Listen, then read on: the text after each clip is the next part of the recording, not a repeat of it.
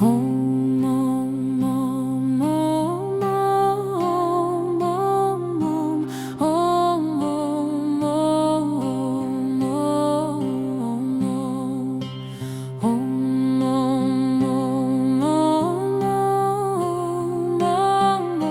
Om Om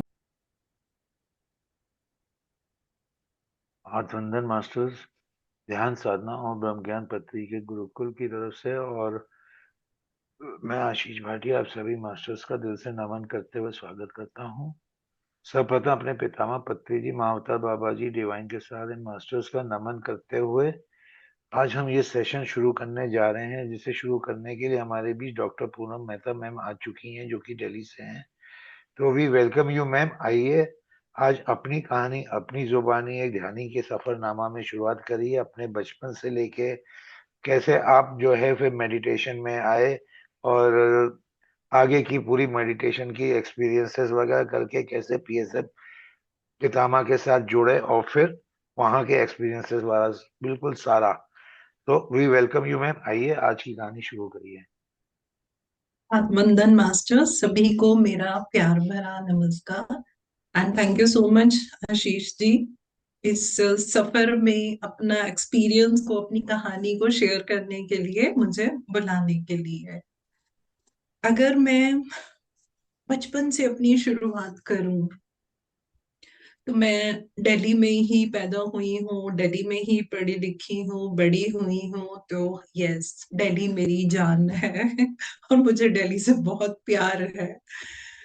तो दोस्तों, मैं जिस फैमिली को बिलोंग करती हूँ, मेरे पापा सिविल सर्विस में थे और मेरी मम्मी हाउस मेकर थे। और इस सफर को आप लोगों के साथ शेयर करने से पहले मैं बहुत प्यार से I want to express my gratitude to my first guru, my parent महाअवतार Baba ji, my दोस्त इन गुरु परमहंस योगानंद जी और हम सब के प्यारे बाबा सुभाष पत्री जी। क्योंकि मेरी इस कहानी में इन सब का बहुत मुख्य रोल रहा है मेरे को तराशने में, जो अभी तक मैं सीख रही हूँ।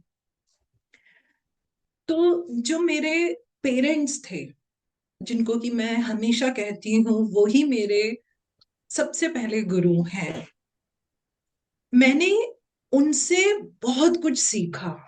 और मजे की बात यह है, उन्होंने कभी भी कुछ सिखाने के लिए हम मुझ पे कुछ इम्पोज नहीं किया, उन्होंने कभी भी इम्पोज नहीं किया। मैंने अपनी ऑब्जर्वेशन से, जिस तरीके से उन्होंने हमारे को बच्चों को डिसीजन मेकिंग पावर दी, हमारे को इतना इंडिपेंडेंट बनाया, वो चीजें मैंने सिर्फ उन्हीं से सीखी है। उस सब मैंने उन्हीं से सीखा है, अपने पापा मम्मी से।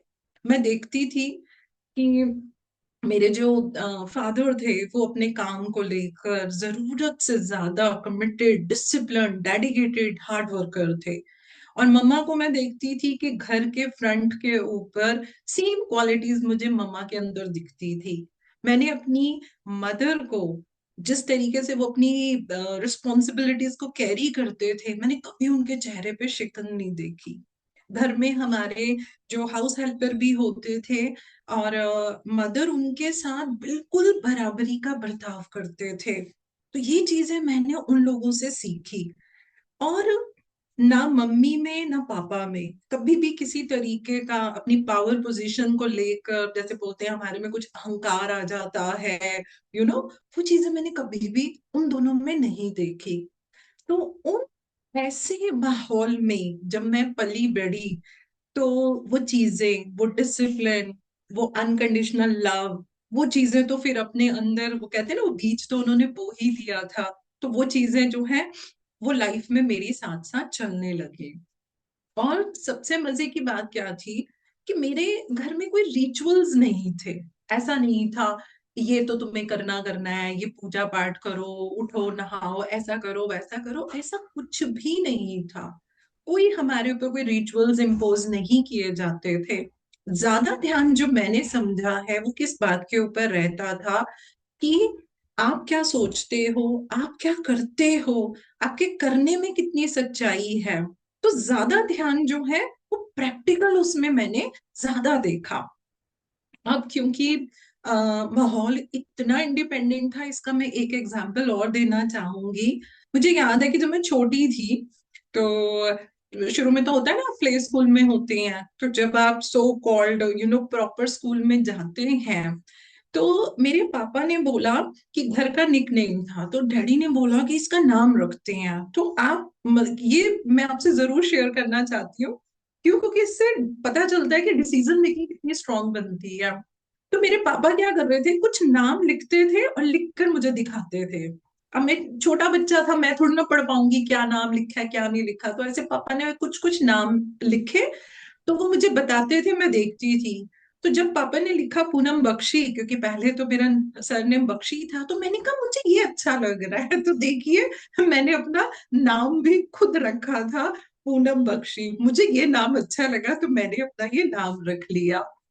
जैसे मतलब पापा बहुत डिसिप्लिन में रहते थे। हाँ, पढ़ाई में मैं बहुत अच्छी थी, एक्स्ट्रा करिकुलर एक्टिविटीज में भी मैं बहुत रहती थी। तो ना मुझे कभी घर में किसी तरीके की दिक्कत हुई, ना कभी रिश्ते नातों में कोई दिक्कत हुई, ना मुझे कभी पढ़ाई में दिक्कत हुई, ना मेरे को कभी फ्रेंड सर्कल में दिक्कत हुई। तो मुझे कभी किसी तरीके की समस्या का सामना नहीं करना पड़ा। हाँ, मैं ये जरूर कहूँ मुझे प्यार बहुत मिला, मेरी टीचर से, मेरे प्रिंसिपल से, जो मेरे फ्रेंड्स होते थे, या जो रिश्तेदार हैं, घर के लोगों से प्यार बहुत मिला, बहुत मिला। तो एक बारी मेरे जीवन में क्या हुआ कि जैसे मैं मम्मा को पूछती थी कि मम्मा मैं आंखें बंद करती हूँ तो आप बोलते हो सो जाओ, लेकिन मुझे तो दिखता है, क्या आपको भी दिखता है? क्योंकि मेरे घर का माहौल ऐसा था नहीं, ये चीजें किसी को समझ नहीं आती थी।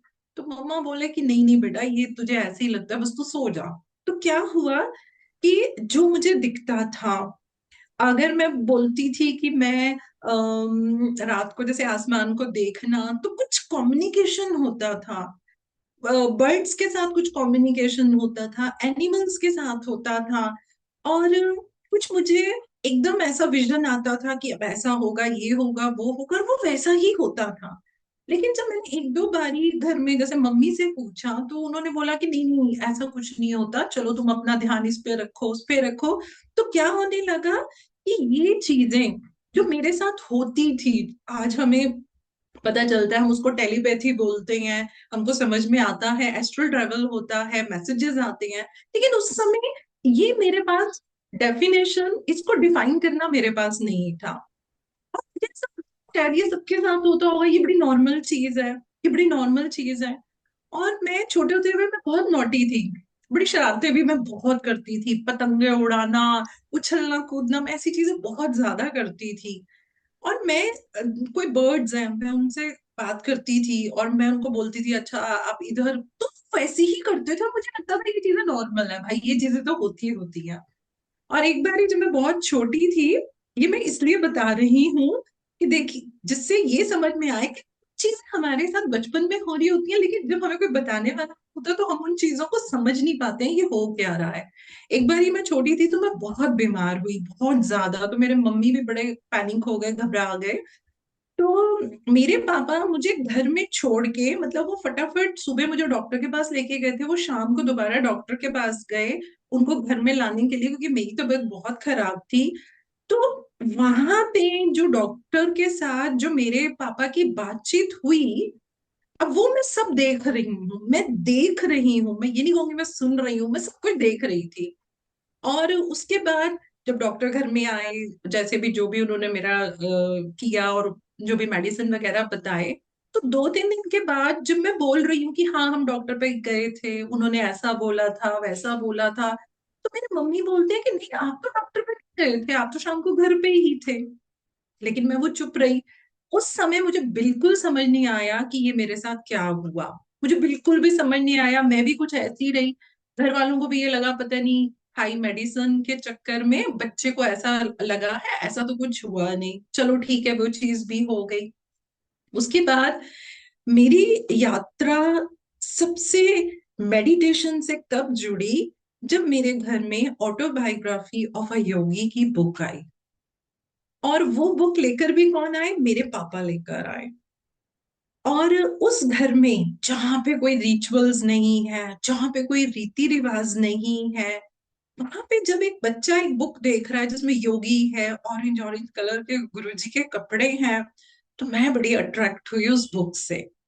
तो वो बुक जब पापा ने एक टेबल पे रख दी और मैं उसको दूर से देख रही थी, तो उसपे गुरु जी की, परमहंस योगानंद जी की जो पिक बनी हुई है, मैं बहुत प्यार से उनको देख रही थी। मैं उनकी आंखों में गेज करने लगी, तो वो पलके झपकी बुक में, गुरुजी ने आंखें पलके झपकी और मैं एकदम डर गई।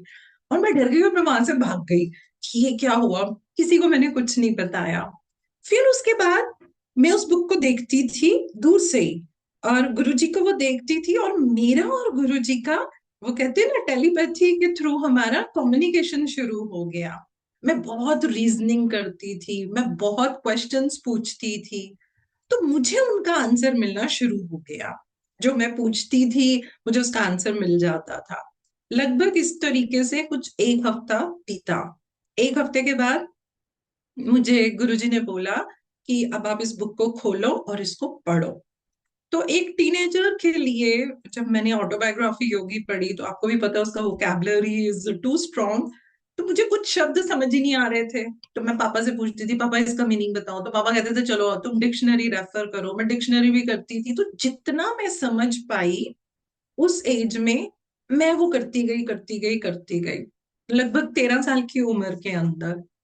तो कुछ जब मैं पढ़ती थी तो मुझे लगता था पता नहीं, ये ना फिक्शन है, ये कहानी है, ऐसे थोड़ी ना होता है। लेकिन वो चीजें मुझ पे असर कर रही थी। और उसके बाद मेरे पापा के जो फ्रेंड थे जिन्होंने उनको ये बुक दी थी, उन्होंने ये चीज बोली कि आप भी वाईएसएस का, इनका ये कोर्स होता है, आप ले लीजिए। विजडम का कोर्स होता है, लेसन कोर्स होते हैं। तो उसमें क्या होता है कि आप साथ में अपने घर के मेंबर को भी, मतलब मेंबर बना के आप उसको सब्सक्राइब करके आप ले सकते हैं। तो एक दिन मेरे पापा वो फॉर्म भर रहे थे, तो मैंने बोला कि पापा आप ये क्या कर रहे हो? तो पापा ने बोला कि मैं यहाँ की मेंबरशिप ले रहा हूँ। तो मैंने बोला मुझे भी लेनी है। तो पापा कहते हैं अच्छा तू सोच ले। पापा को भी लगा कि मतलब शायद अभी पता नहीं ये कर पाएगी कि नहीं कर पाएगी। तो मैंने बोला ठीक है। और उस समय ऐसा हो गया था मेरे लिए कि कुछ भी प्रश्न है तो मेरे को गुरुजी से पूछ लेना है, मुझे गुरुजी से पूछ लेना है। तो मैंने सोने से पहले, जो भी मेरा उस समय का अंदाज होता था, मैंने गुरुजी को बोला कि हाँ मेरे को भी लेसन लेना है, मैं भी पढ़ना चाहती हूँ। और मैं सो गई। जब मैं सो गई तो मुझे रात को ड्रीम में गुरुजी आए। गुरुजी ने मेरा हाथ पकड़ा। गुरुजी मुझे एक जगह पे लेके गए। वहां पे मैंने सामने देखा महावतार बाबा जी की बहुत बड़ी, जैसे बहुत बड़े, जैसे होता है ना कि दीवार पे कोई चीज एनग्रेव हुई होती है, वो वैसे बैठे हुए थे। वो वैसे बैठे हुए थे। तो उनके सामने मेरे को गुरु जी लेके गए। और गुरु जी ने बोला कि ये हमारा जो है, ये वाईएसएस की ये मेंबर बनना चाहती है, ये लेसन्स लेना चाहती है, तो ये परमिशन मांग रही है। तो पता है महातार बाबा जी ने क्या बोला? नो। बोले नहीं, ये हमारी मेंबर नहीं बन सकती। और ऑटोबायोग्राफी ऑफ अ योगी में जब मैंने पहली बार महावतार बाबा जी की पिक देखी थी ना, तो मैं थोड़ा सा ना डरी भी थी। तो जब उन्होंने बोला नहीं, मैं तो एकदम ऐसी हो गई। और जब मैं मॉर्निंग में उठी तो मेरे पापा ने मुझसे पूछा कि मैं फॉर्म भर रहा हूँ, अगर आपको भी लेना है तो बताओ, मैं आपका भी बीच में नाम डालूं। तो मैंने कहा नहीं, मेरे को नहीं लेना। तो पापा कहते क्या हुआ? मैं कहा नहीं, मैं आपको ना थोड़े दिनों में बताऊंगी कि मुझे लेना है कि नहीं लेना। पर मैं उस चीज से ना मतलब डर गई कि मतलब उन्होंने मुझे एकदम ऐसा बोला कि नहीं, तुम ये हमारे साथ नहीं जुड़ सकती। तो मैं बड़ी वो हुई। लेकिन जैसे करते करते एक हफ्ता बीत गया। एक हफ्ते के बाद मैं सो रही थी, फिर मुझे ड्रीम आया। फिर से गुरुजी मेरा हाथ पकड़ के मुझे उसी स्थान पे लेके गए। और महावतार बाबा जी सामने थे और गुरुजी ने कहा कि ये इंतजार कर रही है। तो महावतार बाबा जी ने हंसकर बोला हाँ, ये तो हमारे साथ कब से है, मैं तो इससे मजाक कर रहा था। और ड्रीम के अंदर मुझे ये भाव आया, ये कौन सी मजाक की बात है, मुझे तो डरा दिया इन्होंने। तो चलिए, सुबह मैं उठी और मैंने पापा को बोला कि हाँ, आप मेरा जो है मेरा भी इसमें आप एनरोल करवा दीजिए। आई थिंक उसी दिन या उससे अगले दिन मेरे को गुरुजी ने बोला कि आंखें बंद करो, मैं आज तुमको मेडिटेशन सिखाता हूँ। तो मैंने अपनी आंखें बंद कर ली, और जैसे मेरे को गुरुजी ने बताया, मैंने वैसे करना शुरू कर दिया। वो मुझे उस समय नहीं पता चला, मुझे बहुत सालों के बाद पता चला कि वो जो पहला टाइम जिसको कि मैं सिर्फ मेडिटेशन बोलती थी, वो मेरे से गुरु जी ने क्रिया योग की प्रॉपर क्रिया कराई थी, और मैं वही करती थी, और मेरे लिए वही मेडिटेशन था, क्योंकि मुझे गुरु जी ने सिखाया। गुरु जी कैसे सिखाते थे, गुरु जी तो शरीर में थे नहीं। तो या मुझे ड्रीम आता था, या मेरे अंदर इतनी स्ट्रांग वो आती थी और मैं आंखें बंद करती थी और मैं गुरुजी से बात करती थी। तो गुरुजी ने मुझे सिखाया कि आप ये करो। अब मेरे लिए तो वही मेडिटेशन हो गया कि भाई गुरुजी ने बोला है आप करो। फिर जो भी हमारे लेसन्स वगैरह आने लगे, मैंने वो सारे करने शुरू कर दिए। गुरुजी की जो विजडम थी, एक चीज मैं जरूर कहना चाहूंगी कि मेरी लाइफ में प्रैक्टिकल पहले आया, थ्योरी बहुत बाद में आई है।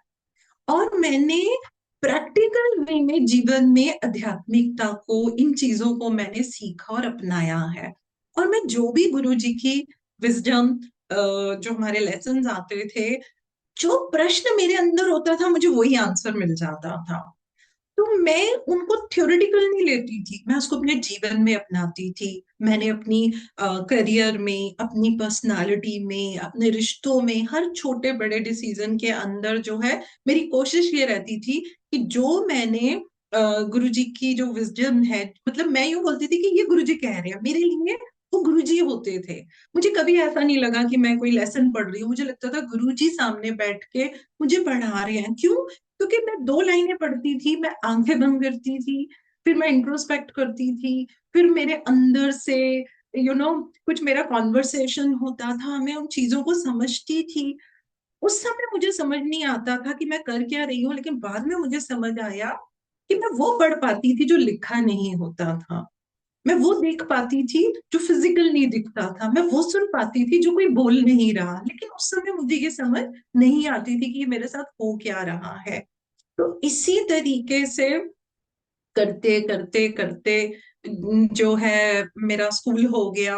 एंड फिर हम लोग, मैं कॉलेज में आ गई। तो I have always been very good student, toppers में मैं आती थी, तो बहुत अच्छे से था। लेकिन ये जो मेरे जीवन में हो रहा था, क्योंकि मैंने एक दो बारी मम्मी से बात करी या अपने फ्रेंड सर्कल में करी, तो सब मुझे इस तरीके का लुक देते थे, तो मैं चुप हो गई। तो ये सारी चीजें मेरे अंदर, मतलब मैं खुद ही दो भागों में हो गई।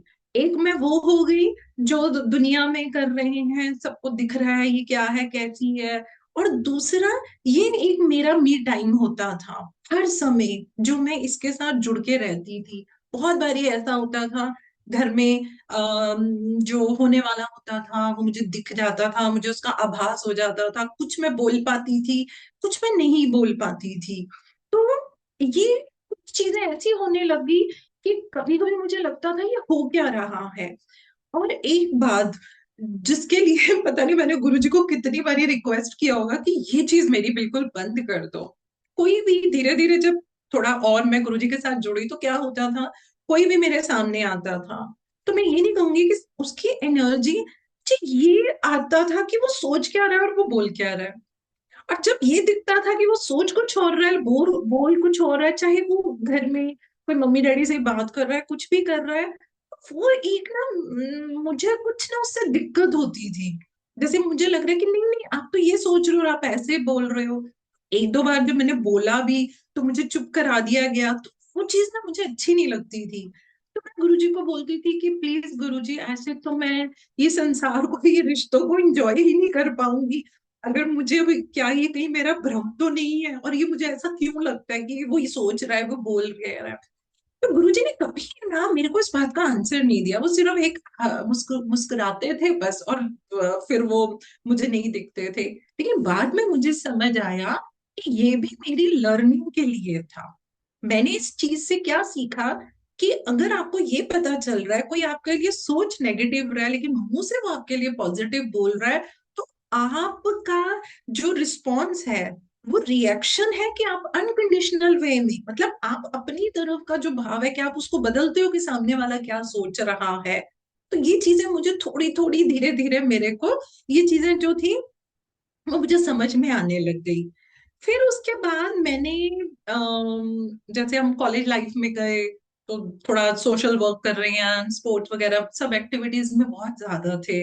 तो मैंने क्या नोटिस किया कि एक होता है ना हमारे में एम्पैथी होती है। मैं शुरू से बड़ी डाउन टू अर्थ थी लेकिन यस फुल ऑफ प्रिंसिपल्स। तो मैंने देखा कि एक हमारे में एम्पैथी होती है लेकिन क्या होने लगा मेरे अंदर जरूरत से ज्यादा होने लगी। तो मेरा एल्ट्रुइज्म लेवल बहुत ज्यादा था। मतलब किसी को भी अगर दुख में देख लो तो बस ऐसे हो जाना कि कुछ भी हो जाए, मतलब इस बंदे को वो हेल्प करो। तो कहीं ना कहीं वो चीजें बाद में समझ आती है ना कि आप किसी के कर्मा में इंटरफेयर तो नहीं कर रहे कहीं। लेकिन वो चीज मेरी बहुत ज्यादा होती थी, इतनी ज्यादा होती थी। और मैं डेली डेली मैं किसी ने मुझे सिखाया नहीं था लेकिन मैं पूरे ब्रह्मांड के लिए, पृथ्वी पे रहने वाले हर जीव जंतु इंसान के लिए मैं प्रे करती थी, मैं दिल से करती थी। और अगर कोई मुझे ऐसे लगे दुखी है बीमार है तो मैं उसके लिए बहुत प्रे करती थी बिना उसको बताए हुए। मतलब ये चीजें चलती थी। अब क्यों हो रहा है कैसे हो रहा है तो कई चीजों के आंसर तो मैं अभी भी नहीं दे पाऊंगी, लेकिन हाँ मेरे अंदर ऐसा होता था, ये भाव आता था, मैं करती थी। इसी तरीके से यदि किसी के साथ मेरी एनर्जी मैच ना करे, अब यहाँ पे सुन ध्यान देना, मैं एनर्जी की बात कर रही हूँ। अब आप कहेंगे एनर्जी कैसे, मैं एनर्जी बहुत जल्दी सेंस कर लेती थी। किसी की एनर्जी में क्या है क्या नहीं है वो भी मैं बहुत जल्दी सेंस करती थी। तो बहुत कम लोग होते थे और मेरी पूरी कोशिश ये होती थी कि अगर मेरे साथ मैं किसी की एनर्जी को मैच नहीं कर पा रही, I need to work on myself, मैं करती थी। लेकिन अगर मुझे ऐसा लगे कि सामने वाला अगर आपका जरूरत से ज्यादा फायदा उठा रहा है या बहुत ही वो नेगेटिव है, तो मैं क्या करती थी, मैं बिल्कुल पीछे हट जाती थी। मतलब मैं कभी फैमिली पॉलिटिक्स में नहीं पड़ी, मैं कभी, जब मैं जॉब करती थी मैं कभी ऑफिस पॉलिटिक्स में नहीं पड़ी। तो मैं क्या करती थी, मैं पीछे हो जाती थी, मैं शांत। लेकिन अगर उसको जब मेरी जरूरत पड़ेगी then that time I will always be there. That time मैं कभी किसी को मना नहीं कर पाऊंगी। अब धीरे धीरे और थोड़ा सफर बढ़ा तो मैंने क्रिया योग ले लिया। फिर मेरी शादी भी थोड़ी जल्दी हो गई। तो जब मेरी शादी हुई तो मैंने अपने हस्बैंड को ये चीज बिल्कुल क्लियर कर दी थी कि मैं ऐसे क्रिया योग की प्रैक्टिस करती हूँ और ये मैं डेली करूंगी। बट यस, मैं ये नहीं कहूंगी वो मेरे हस्बैंड है, वो मेरे बेस्ट फ्रेंड है and we have grown together. हम दोनों एक साथ ही, मैं कहूंगी हम बड़े भी हैं, दोस्त की तरह भी हैं, भाई बहन की तरह भी हैं, सच बताऊं और पति पत्नी की तरह भी हैं। और सबसे मजे की बात एक और मैं आपको जरूर बताना चाहूंगी। हमारे घर में एक बारी ना हमारे कोई रिश्तेदार आए। तो जब माता के नवरात्रे चल रहे थे ना तो उन्होंने सारे नवरात्रे रखे हुए थे। तो वो क्या करते थे, वो कुछ अलग खाना बनाती है ना नवरात्रे का, उन्होंने वो बनाए। तो वो बनाए तो वो हमें, मतलब हम बच्चों को खिलाए। तो मुझे बड़ा अच्छा लगा। तो मैंने कहा ये हम नहीं खा सकते। तो उन्होंने बोला क्यों नहीं खा सकते हो, आप ना माता के नवरात्रे रखा करो। ये क्यों बताना जरूरी है, क्योंकि उस खाना खाने के लालच में मैंने नवरात्रे रखने शुरू कर दिए क्योंकि वो मुझे बहुत अच्छे लगते थे। अब घर में तो कोई एक रखते थे लेकिन मैंने सारे रखने शुरू कर दिए। मैं अभी मतलब छोटी स्कूल में ही थी, सेवेंथ में ही थी, तो हमने वो रखने शुरू कर दिए। तो मुझे वो बड़ा अच्छा लगता था। लेकिन मेरे को से बड़ा कनेक्शन होने लगा। वो शायद उन्होंने अपने आप से जोड़ना था मुझे, तो शायद मैं उनसे जुड़ी। मेरे को उनसे बहुत कनेक्शन होने लगा, बहुत कनेक्शन होने लगा। लेकिन दोस्तों मेरा कनेक्शन देखिए कैसा रहा कि जब कभी भी वैष्णो देवी जाने का होता था, चाहे टिकट्स भी आ जाए सब चले जाते थे और मैं रह जाती थी। कुछ ना कुछ हो जाता था कि मैं नहीं जा पाती थी। तो मैं इतना सोचती नहीं थी, तो मैंने कहा चलो ठीक है जब होगा तब देखी जाएगी, हम चले जाएंगे। जब मेरी शादी हुई और जब मैं अपने ससुराल में आई तो मैंने क्या देखा कि जब नवरात्रे आते थे तो ये लोग तो उसको एक उत्सव की तरह मनाते थे। और सब सब घर के लोग नवरात्रि रख रहे हैं, माता की अखंड ज्योत जलती है। और मैंने यहाँ आके सीखा मेरे फादर इन लॉ ने मुझे सिखाया हाथ से माला जाप कैसे करते हैं, उन्होंने मुझे सिखाया कि ये दुर्गा सप्तशती पढ़ते हैं, ये दुर्गा चालीसा करते हैं, रामायण वो रोज शाम को पढ़ते थे, तो मुझे बड़ा मजा आता था। फिर शाम को मैं जाते थे तो रोज मतलब कोई भी घर का कोई पढ़ रहा है, ऐसे ही पढ़ रहा है। तो यहाँ मैंने साथ में उन चीजों का अध्ययन किया, लेकिन उनका अध्ययन करते करते भी मैंने उसमें से सिर्फ विजडम को, मतलब मैं उस चीज को प्रैक्टिकल लाइफ में कैसे निकालूं, मैं वो चीजें करती थी। और जो मेरे हस्बैंड थे उन्होंने मुझे बताया वो शिव जी को बहुत मानते थे। तो मुझे ऐसा लगता है कि वो शायद एक शिव शक्ति का संगम हुआ। क्यों? क्योंकि जब मेरी शादी हुई, ये नहीं रखते थे नवरात्रों का फास्टिंग, क्योंकि मेरे हस्बैंड दिल्ली नहीं रहते थे, इनके बाहर ही इनकी पोस्टिंग रहती थी और ये नहीं रखते थे। तो मैंने इनको बोला कि देखो मैं तो रखूंगी, तो इन्होंने मेरे साथ फास्टिंग शुरू कर दी। और मैंने इनके साथ, क्योंकि ये शिव जी को बहुत मानते थे, तो मैंने भी वो शुरू कर दिया। तो ये चीज मुझे बाद में समझ आई कि ये भी कहीं एक हमारा जो एनर्जी का है ये बैलेंस होना था। अब मैं अपना क्रिया योग करती थी, ये देखते थे, मैं इनको बोलती थी कि आप भी मेडिटेशन किया करो, तो ये बोलते थे अरे कहाँ, मुझे भी टाइम नहीं मिलता, तो ये थोड़ा छोड़ देते थे। उसके बाद जब मैं माँ बनी, तो वो भी मैं कहूंगी मेरे लिए एक बहुत बड़ी एक परीक्षा रही है, क्योंकि मैं पूरे 9 महीने लगभग हॉस्पिटल ही रही थी। मुझे कुछ दिक्कत थी काफी मेरे को। तो वो जो समय था, वो समय में मैं कहूंगी कि आपको, जब आप हॉस्पिटल में एक बेड पे बस लेटे हुए हो, लेटे हुए हो, लेटे हुए हो, तो ना जाने कहाँ तक क्या क्या मेरे अंदर चलता था, मैं क्या क्या सोचती थी। बिल्कुल मैं कहूंगी बॉडी लेवल पे भी था, डर लगता था मुझे, ये क्या हो रहा है, ये कैसे हो रहा है। तो वहां भी कुछ ऐसे एक्सपीरियंस रहे जो मैं अभी शेयर नहीं कर रही हूँ, मैं थोड़ा सा वो चीज मैं नहीं शेयर कर रही हूँ। तो वो भी एक मेरी यात्रा बड़ी रही, और मेरा विश्वास मेरे मेडिटेशन पे, और दुर्गा माँ पे, मेरा मेडिटेशन और दुर्गा माँ पे बहुत बहुत बहुत मेरा विश्वास जो है वो मेरा, मतलब पॉजिटिव वे में मेरा रहा। उसके बाद मेरी बिटिया का जन्म हुआ, वो आई। तो जीवन में कहते हैं ना, जब आप माँ बनते हैं तो आप में बड़े चेंजेस आते हैं, क्योंकि मैं अपने घर में बड़ा ओवर पैम्पर्ड बच्चा थी, जो मैं कहूंगी वही होगा।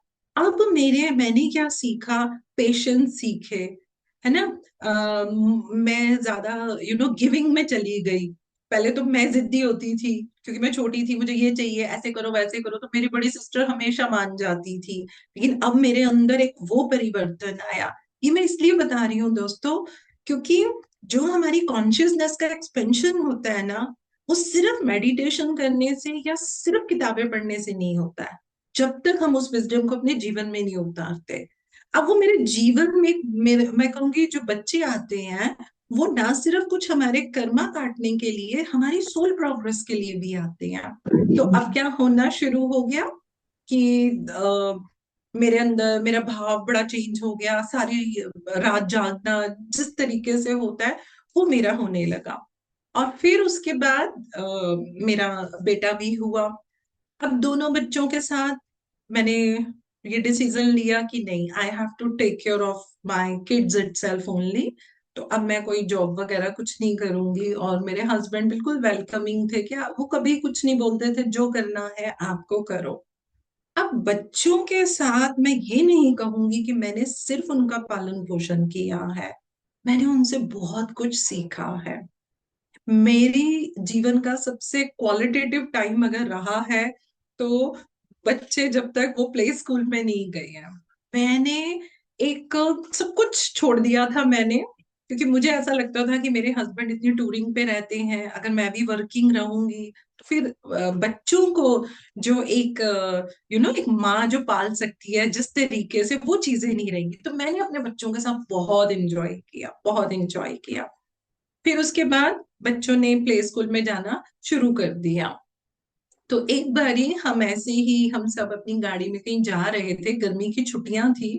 तो मैंने अपने हस्बैंड को ऐसे ही बोला, मैंने कहा मुझे ऐसा लगता है कि कुछ तो है, मैं कभी वैष्णो देवी नहीं जा सकी।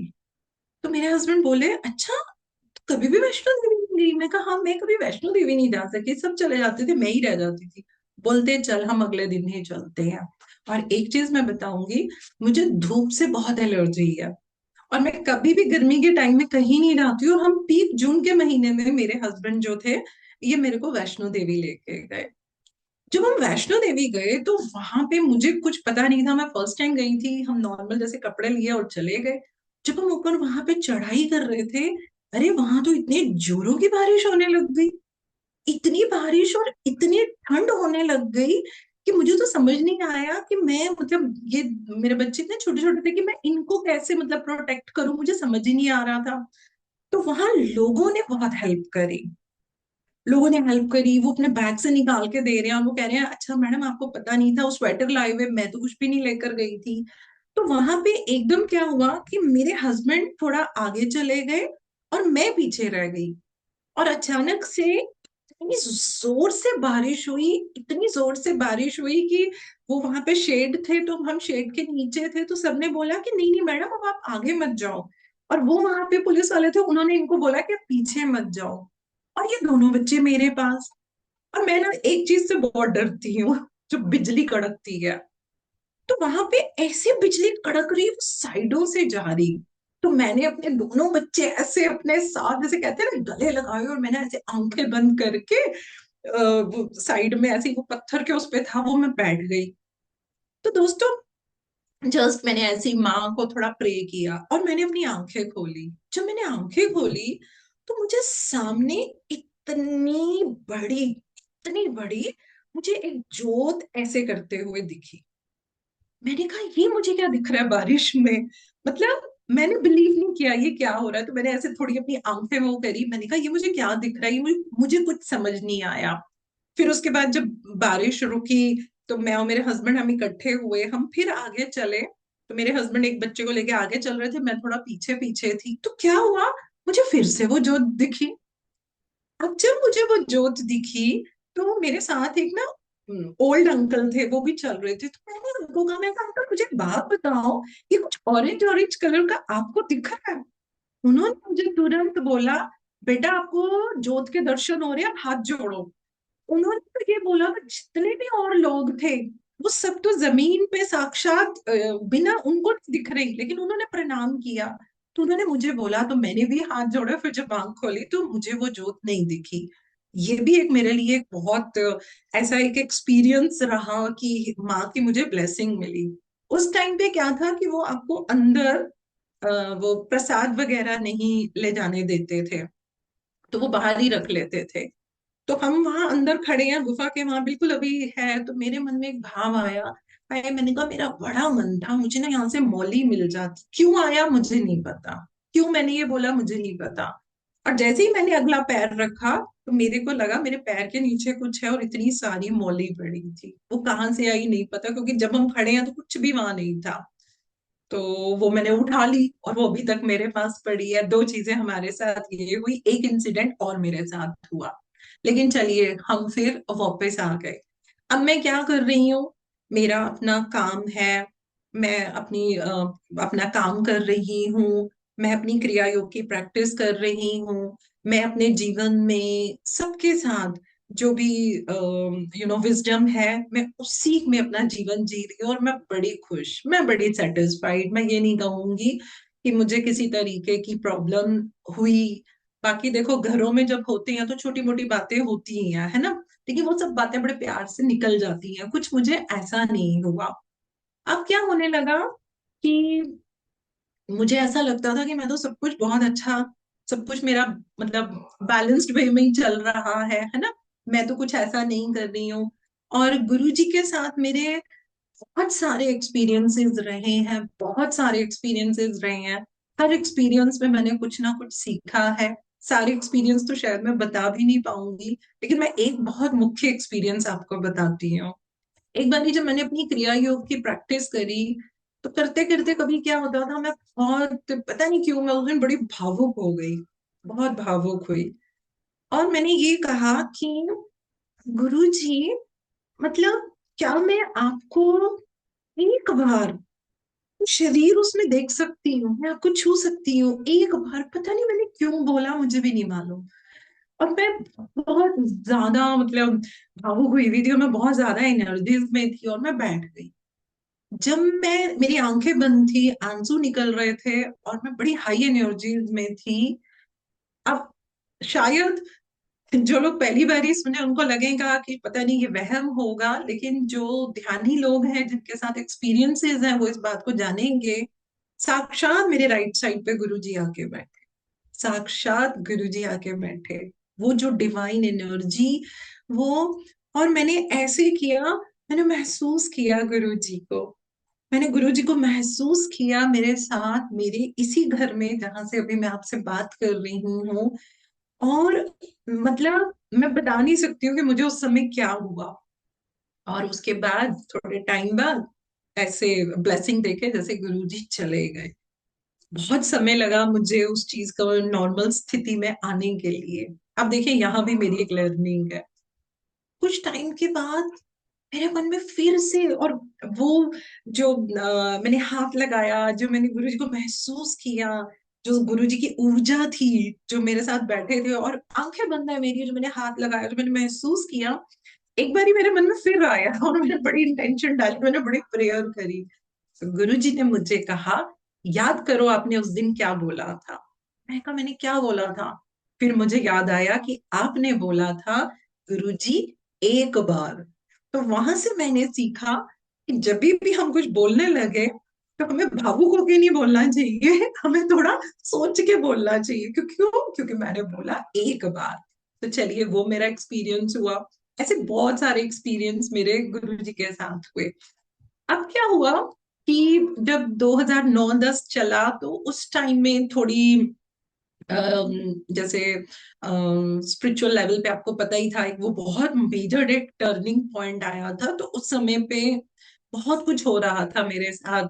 चलो, हम जो भी है, जितना मैं उसको समझ पाती थी, मैं उसको थोड़ा शॉर्ट रख रही हूँ। तो वो मैं एक एक इलेबोरेटेड करके नहीं बता रही हूँ। तो बहुत कुछ चल रहा था, बहुत कुछ चल रहा था उस समय। 2010, 11, 12 में बड़े चेंजेस आ रहे थे, बहुत कुछ मैसेजेस आ रहे थे, बहुत कुछ बताया जा रहा था। तो मुझे समझ नहीं आता था मैं इसको क्या करूं। बस मैं उसको अपने अंदर रखी जा रही थी, रखी जा रही थी, रखी जा रही थी। यानी कि मैं इंडिविजुअल लेवल पे ही बस चीजों को रख रही थी, बस मैं उन चीजों को रखती जा रही थी। फिर मैंने अपना एक ग्रुप बनाया, जिसका उस समय मैंने नाम परम मित्र रखा था, जिसमें मैं लोगों को मेंटल हेल्थ के बारे में, आध्यात्मिकता के बारे में जोड़ के, साथ में थोड़ा होलिस्टिक वे में साइकोलॉजी की बातें, जैसे लोगों को, वो मैं हफ्ते में एक सेशन लेती थी। तो वो समय ऐसा था, आपको पता ही है। धीरे धीरे जब हम जूम पे भी आए थे, तो वो, हम ऐसा कभी सोचा ही नहीं था रिकॉर्ड करें, ऐसा करें, तो ऐसा कुछ नहीं होता था। लेकिन हाँ, वो मैंने अपना एक बनाना शुरू कर लिया था।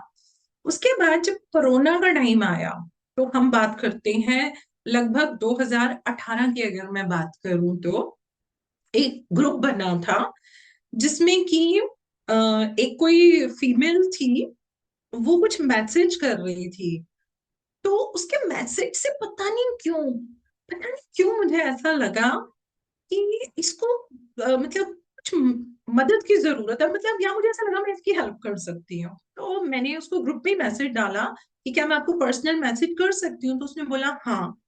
तो जब मैंने उसको पर्सनल मैसेज किया, तो वाकई में she was going through a lot. उसके रिलेशनशिप इश्यूज चल रहे थे, उसको फाइनेंशियल प्रॉब्लम बहुत ज्यादा हो रही थी। तो मैंने एज ए साइकोलॉजिस्ट मैंने उसकी थोड़ी हेल्प करनी शुरू कर दी। मैं उसको कुछ कुछ बताती थी। तो वो इतनी क्लोज हो गई कि वो मेरे को दीदी कह के बुलाने लगी।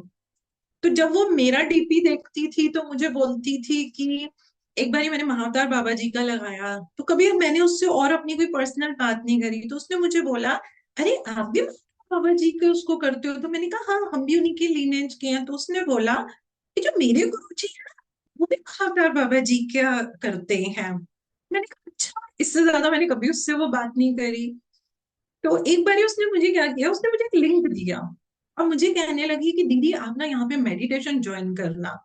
तो वो शायद 7 बजे का होता था, और 7 बजे मोस्टली मेरी अपॉइंटमेंट होती थी, क्लाइंट्स के साथ पेशेंट होते थे, तो मैं नहीं कर पाई। अब एक दिन क्या हुआ कि मेरी वो अपॉइंटमेंट कैंसिल हो गई, तो मैं फ्री थी। तो मैं बैठ के मैंने अपना फोन ऑन किया।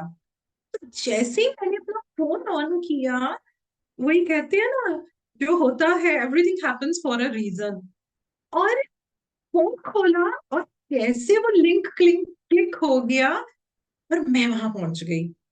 वहां क्या हो रहा था, एक म्यूजिक चल रहा था बस, और कुछ भी नहीं हो रहा था। तो मैंने कहा कि लगता है जो उसने मुझे दिया था, मैं वहां आ गई। तो मैंने क्या किया, मैं भी आंखें बंद करके, जैसे मैं मेडिटेशन करती हूँ, मैं वो मेडिटेशन करने बैठ गई।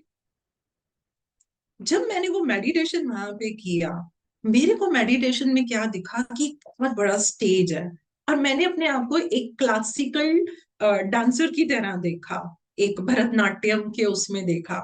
तो मैं स्टेज पे भरतनाट्यम कर रही हूँ, सामने ऑडियंस बैठी हुई है।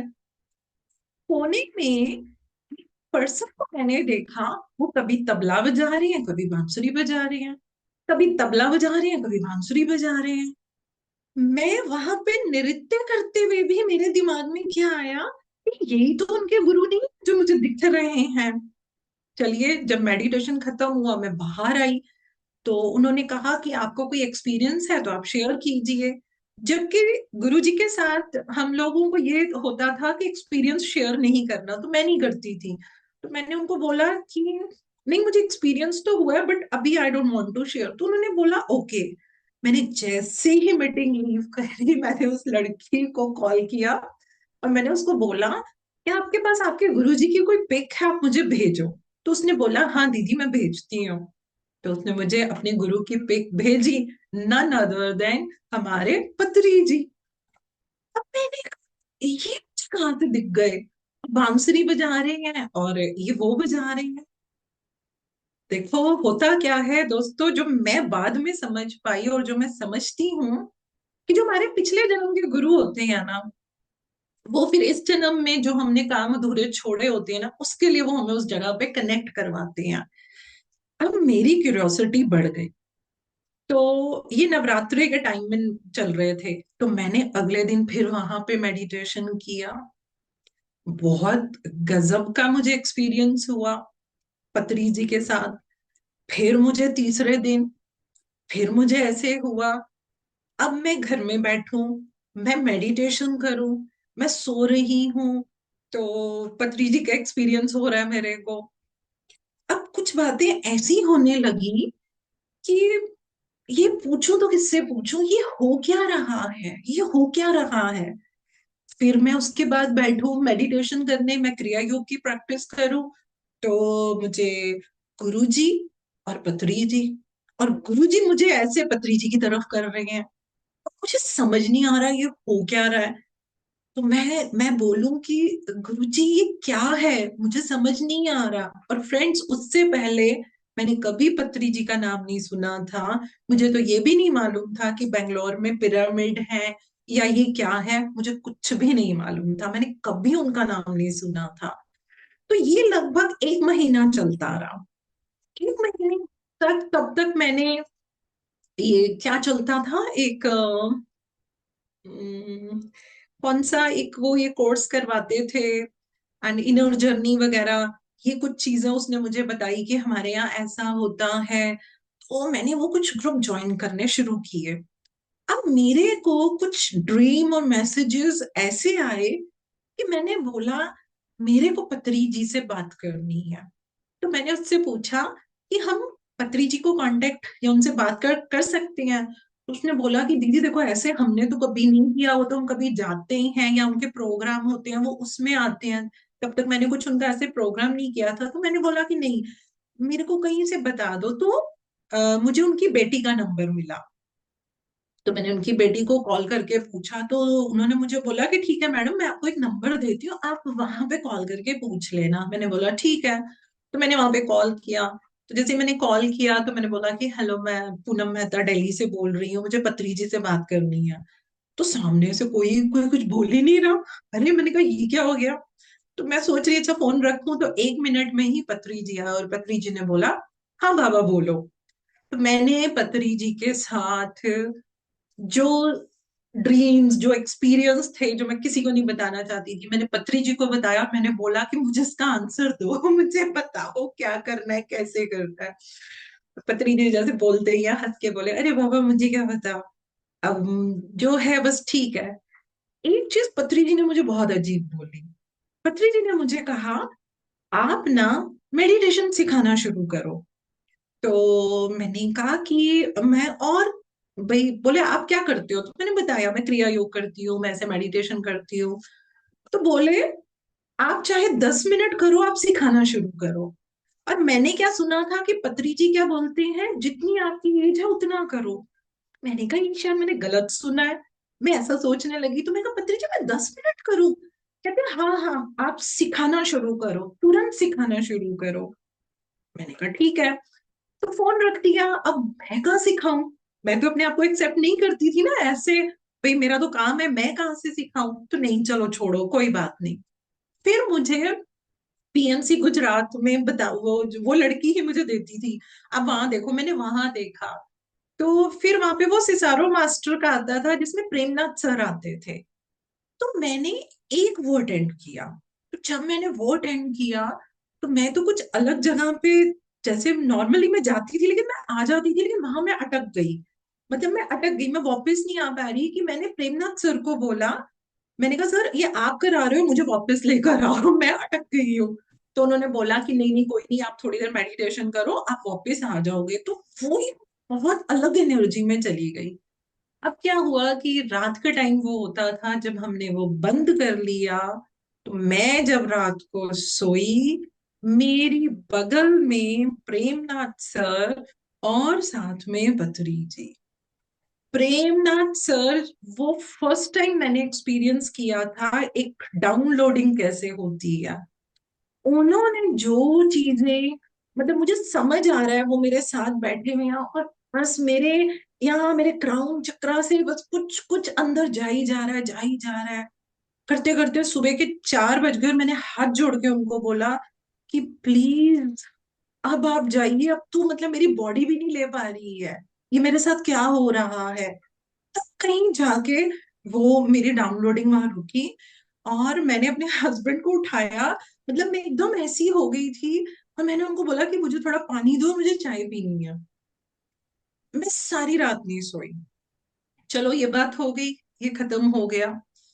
उसके बाद पत्री जी ने बोल दिया, मैं कहाँ से ये सिखाने शुरू कर दूं मेडिटेशन? हमें तो ऐसा लगता है ना, मैं कहाँ से मेडिटेशन सिखाऊं? तो कुछ दिनों के बाद मुझे ड्रीम में पत्री जी और प्रेम सर आए। उन्होंने जो मुझे डांट लगाई, बोलते हैं आपको कैसे बोले और कितनी बार बोले कि तुम्हें मेडिटेशन सिखाना है। तो मैं एकदम डर गई। मैं एकदम डर गई, जैसे उन्होंने मुझे बहुत जोर से डांटा। मैं उठी, और मतलब मुझे ऐसा लगा कि शायद मैं कुछ गलत कर रही हूँ। और कुछ मेरे क्लाइंट्स थे जिनकी मैं काउंसलिंग करती थी, मैंने उनको बोला कि तुम फटाफट कोई ग्रुप बनाओ, क्योंकि मुझे कुछ समझ नहीं आया। मैंने कहा मैं अपने पेशेंट के साथ ही शुरू कर देती हूँ कि मैं आपको जो है मेडिटेशन सिखाऊंगी। अब मैंने ये तो शुरू कर दिया। अब मैंने सोचा ठीक है, मैं इनको सिंपल आनापान सती मेडिटेशन सिखाऊंगी। लेकिन मैं जब वहां पे जाती थी, तो वो जो उन्होंने डाउनलोडिंग करी हुई थी, हमारे तो इतने डीप प्रोसेस शुरू हो जाते थे, इतने डीप प्रोसेस शुरू होते थे। और काफी लोग उसमें जुड़ते गए। जो उस समय लोग बताते थे, कईयों की पेन, कईयों की कुछ फिजिकल प्रॉब्लम, मेंटल प्रॉब्लम उनकी सॉल्व होनी शुरू हो गई। लेकिन वो इतने गहरे प्रोसेस हमारे होने लगे, इतने गहरे, कि मतलब क्या बताऊं मैं। फिर उसके बाद जब मैंने 1 ईयर वो किया, अब मुझे क्या आया उनका ऑर्डर, अब आप ये कराने बंद कर दो। मैंने कहा ठीक है, अब वही बंद कर देते हैं, अब क्या करूं? अब उन्होंने बोला आप विजडम शेयरिंग शुरू करो, आप विजडम शेयरिंग शुरू करो। तो खैर मेरा भी वो ग्रुप सिरन माइंड, उसमें फिर मैंने विजडम शेयरिंग करना जो था, वो मैंने स्टार्ट कर दिया। और इसी तरीके से मेरे को बहुत अलग अलग तरीके के एक्सपीरियंस होने लगे। तो मुझे क्या समझ में आया कि पत्री जी मुझे ग्रुप कॉन्शियसनेस में लेकर आए। अगर मैं पत्री जी से ना जुड़ती, तो फ्रेंड्स मैं सिर्फ अपने तक ही साधना को रखती, मैं विजडम को अपने तक ही रखती। फिर मुझे गुरुजी ने और पत्री जी ने बहुत सलीके से मुझे गाइडेंस देनी शुरू करी। तो जो गाइडेंस मुझे मिलती थी, मैं वो काम करती थी। मुझे समझ में आता था मैं कुछ नहीं कर रही, मेरे माध्यम से हो रहा है, मैं वो करके मैं वहां से चली जाती थी। ऐसा नहीं है कि मैंने किसी चीज को पकड़ के नहीं रखा। क्यों? Because I believe in surrenderance. मैं बहुत सूफी स्टाइल का इंसान हूँ। मैं बहुत मस्त रहती हूँ, मैं प्रेजेंट मोमेंट में रहती हूँ। मुझे किसी भी चीज को पकड़ के रखना नहीं अच्छा लगता। तो मैं सरेंडरेंस में करती गई, मैं बढ़ती गई, मैं बढ़ती गई। पत्री जी से मिलने के बाद जब मैं महाअवतार बाबा जी गई, तो महाअवतार बाबा जी पहुंचने से पहले एक वाईएसएस का आप लोगों ने देखा होगा, वो ग्रीन कलर की रॉड्स वगैरह कलर की हुई एक स्थान आता है। जब मैं अभी वहां पहुंची थी, मेरे ग्रुप के लोग मेरे साथ थे, मेरा रोना मेरा रोना ही ना बंद हो। अब सब बोल रहे हैं क्या तुम, मैं कह रही हूँ, मैं रो नहीं रही, लेकिन वो क्या हो रहा था मुझे नहीं पता चला। और वहां से लेकर जब तक मैं गुफा में नहीं गई, मुझे सारे आंसर मिले मेरे जीवन के डे वन से। जब मेरे को महावतार बाबा जी ने मना किया था, क्यों मना किया था, से लेकर जितने अनगिनत एक्सपीरियंसेस हुए हैं, जो मैं शायद अगर करूँ ना तो शायद 2 दिन लग जाए मुझे बताने में, इसलिए मैं वो चीजें बिल्कुल स्किप कर रही हूँ। उन्होंने मुझे एक एक चीज का आंसर दिया। उन्होंने मुझे मेरी बेटी के बारे में बताया, उन्होंने बताया वो क्या सोल है, सारे एक एक आंसर मिले। और उन्होंने बताया कि अब तुम्हें आगे क्या करना है।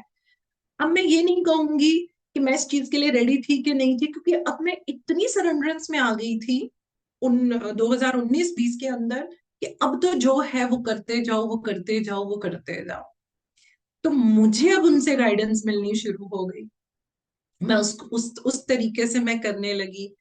और जब हम वापसी पे आ रहे थे, तो हाँ, वो मैं पूरा नहीं बताना चाहूंगी, लेकिन मैं ये जरूर बताऊंगी कि साक्षात हमें महावतार बाबा जी ने ब्लेसिंग दी, दर्शन दिए।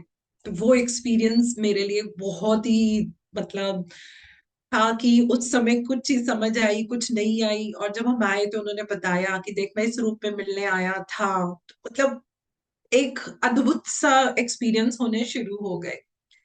फिर उसके बाद हम लोग जब अपने स्पिरिचुअल ट्रिप पे जाते हैं और गए हैं जितने भी ट्रिप्स में, हर ट्रिप के अंदर अद्भुत गाइडेंस पूरे ह्यूमैनिटी के लिए।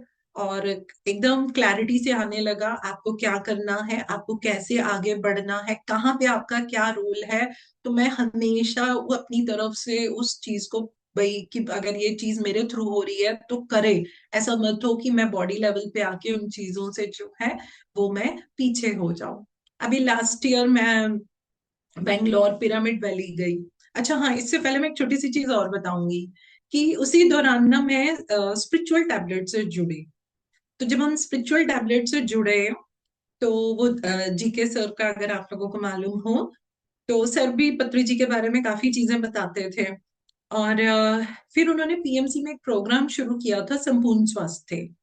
तो वहां पे हम जो स्पिरिचुअल टैबलेट्स थी, हम वो कुछ प्रोग्राम करने के लिए मैं पीएमसी में गई थी। तो वहीं पे एक वो प्रोग्राम आता है ना, हाँ, पत्री जी के संग में, वहां पे मैंने इंटरव्यू दिया। वो उस समय की जो यात्रा थी मैंने वो दिया। तो वहां पे मेरे को पत्री जी ने ये बोला कि ये विजडम आपको लाख लोगों को अब देनी है। मैं सोच में पड़ गई। पहले तो उन्होंने 100 बोले थे, 1000 बोले थे, मतलब करती जा रही थी। फिर उन्होंने बोला ये आपको लाख लोगों को देनी है। अब मैंने कहा मैं लाख लोगों को कैसे दूंगी। तो बाई चांस वहां पे अलेख्या आई। तो मैं और अलेख्या हम कुछ बात कर रहे थे। तो कैसे एकदम उसको बोला, मैंने कहा अलेख्या, ऐसा लगता है कि हम ना एक मेंटल हेल्थ के ऊपर और आध्यात्मिकता को जोड़ के ना एक प्रोग्राम बनाते हैं।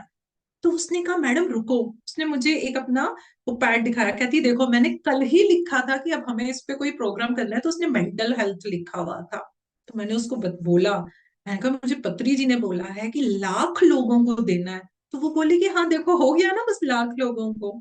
तो वो वहां पे फिर पीएनसी पे, मैं तो यही मान के चलती हूँ कि वो भी पत्री जी के गाइडेंस से मैंने अंतर यात्रा सीजन 2 किया था, जिसमें कि वो जो विजडम थी मेंटल हेल्थ और स्पिरिचुअलिटी को जोड़ के हमने वो शेयर करी थी।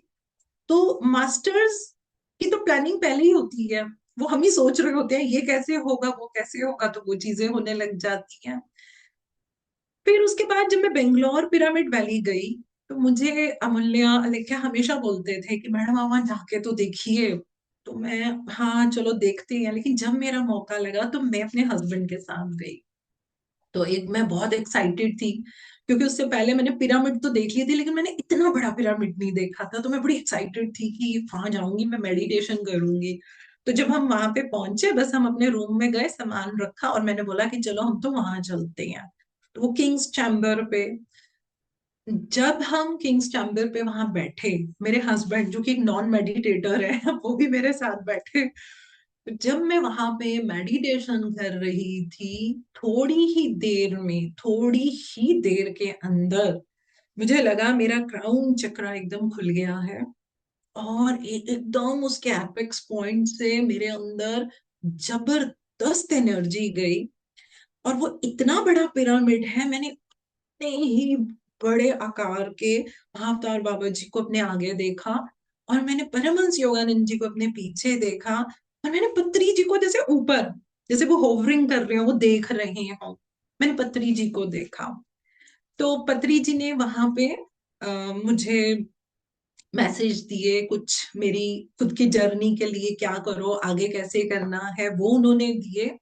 और उन्होंने एक मैसेज मुझे मिसेस पत्री जी के लिए दिया।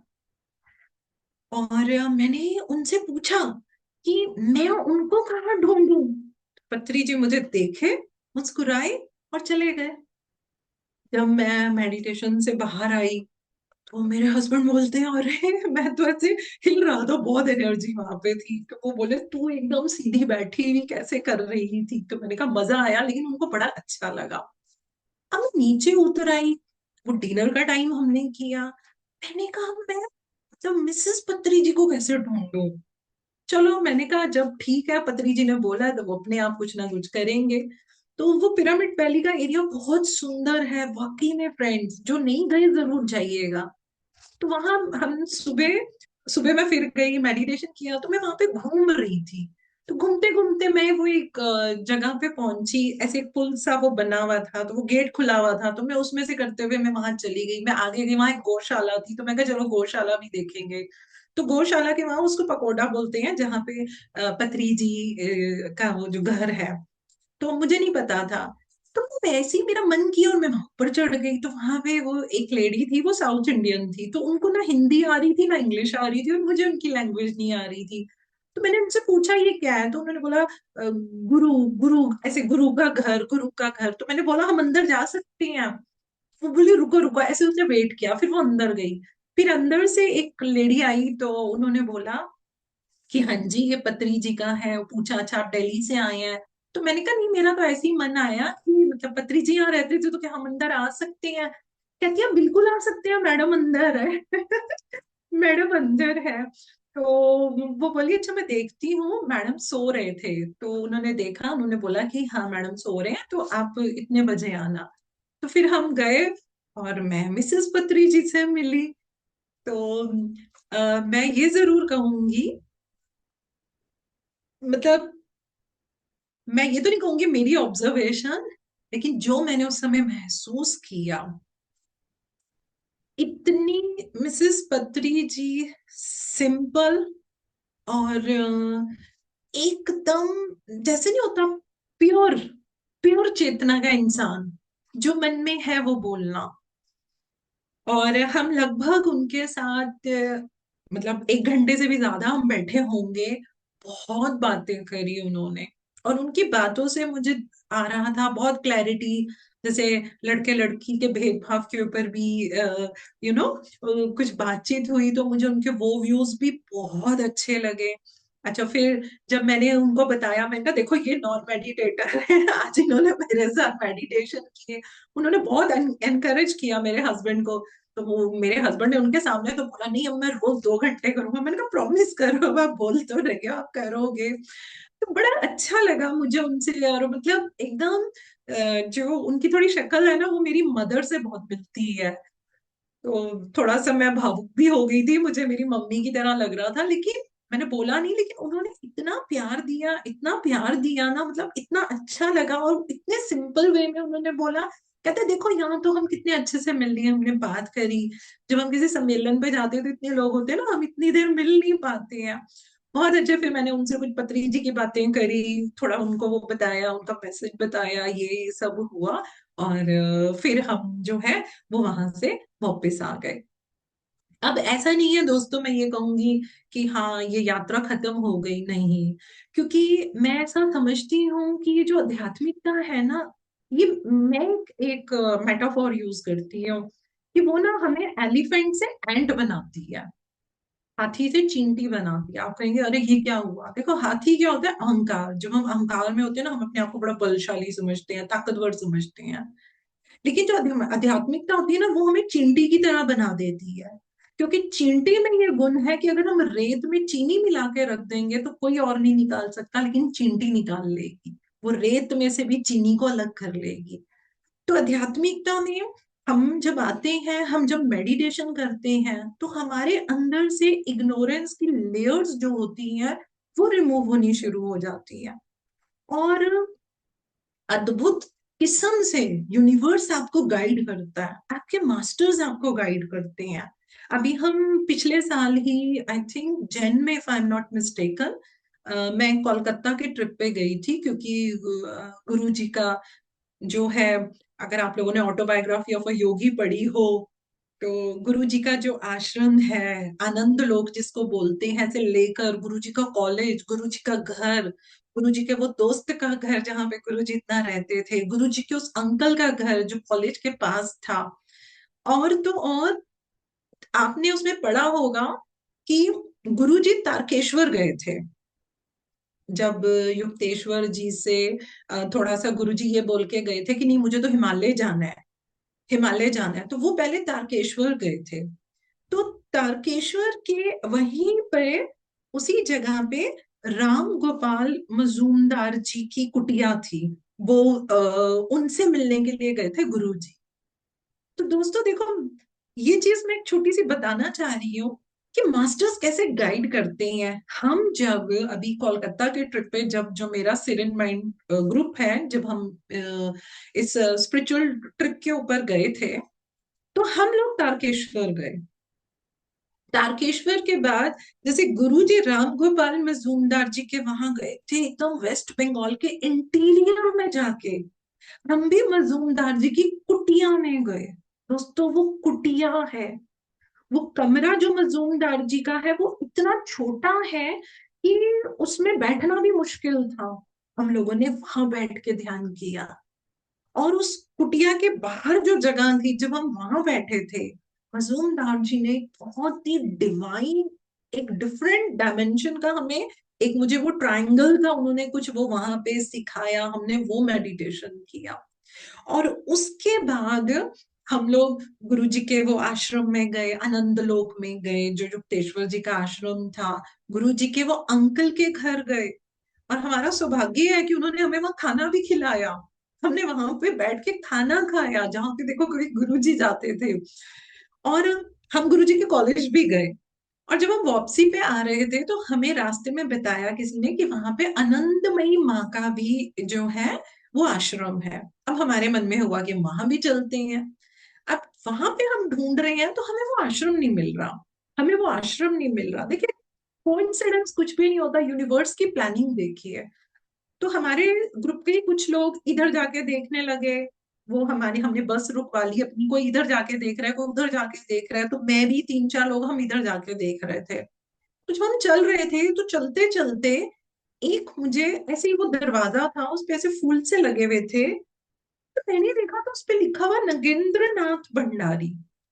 अरे नगेंद्र नाथ भंडारी, ये तो वो है जो उसमें वो लेविटेटिंग बाबा के बारे में बताया था। तो मैंने बोला अंदर आ जाओ, अंदर आ जाओ, तो हम अंदर गए। अब वो भी एक, मैं कहूंगी, हमारा एक अद्भुत एक्सपीरियंस था, यूनिवर्स हमें वहां पे लेकर गया। और हमने ऊपर बैठे सबने मेडिटेशन किया और फिर हम इतने खुश हुए। मतलब गुरु जी जहां जहां गए थे उसमें ये एक जगह हमारी मिसिंग थी, तो देखो गुरु जी ने हमें वहां पे पहुंचा दिया, हम वहां पे गए। अब वहां का एक मैं वाक्य और बताना चाहूंगी, एक्सपीरियंस, कि देखो कैसे यूनिवर्स हमें कनेक्ट करता है। जब हम वहां पे गए तो कुछ वहां पे कुछ ऐसा हुआ कि आप कह सकते हैं कि कुछ गाइडेंस लेने के लिए हमें अगले दिन फिर हमने सोचा कि हम यहाँ फिर आएंगे। तो अगले दिन सुबह वहां पे मैं और हमारे ही ट्रिप में, आप मैं बोल सकती हूँ मेरे सोल ब्रदर है, हम दोनों गए, बाकी ग्रुप के लोग नहीं गए। तो हम वहां पे गए। जब हम वहां पे गए ना, तो नगेंद्र नाथ भंडारी जी का जो कमरा है जहाँ पे उन्होंने प्राण छोड़े थे वो ऊपर था, और नीचे पूरा एक मंदिर भी बना हुआ है, उनका ऑफिस भी है। तो हमें ऑफिस में किसी से बात करनी थी, तो उन्होंने जो हमें टाइम दिया, हम टाइम से पहले पहुंच गए, तो वो अभी नहीं आए थे। तो वो जो भैया मेरे साथ थे, मैंने उनको बोला कि भैया आप नीचे बैठो, मैं ऊपर जाके ना मेडिटेशन कर लेती हूँ, अगर आपको चलना है आप भी आ जाओ। तो भैया कहने लगे कि नहीं नहीं दीदी, आप जाके मेडिटेशन कर लो, मैं नीचे बैठता हूँ। मैंने कहा ठीक है। अब मैं वहां पे मेडिटेशन करने बैठ गई। वो मेरे जीवन का एक बहुत ही, मैं कहूंगी, ऐसा एक्सपीरियंस था। मतलब कुछ चीजें मैं पूरी खुल के बोल नहीं पाऊंगी, जो वो एक्सपीरियंस मेरा वहां हुआ। और उन्होंने मुझे क्या बताया कि हमने प्लान करके ये तेरे को यहाँ पे ऐसे बुलाया, क्योंकि हमारा तो मतलब ही नहीं था हम वहां जाते और अगले दिन भी जाते।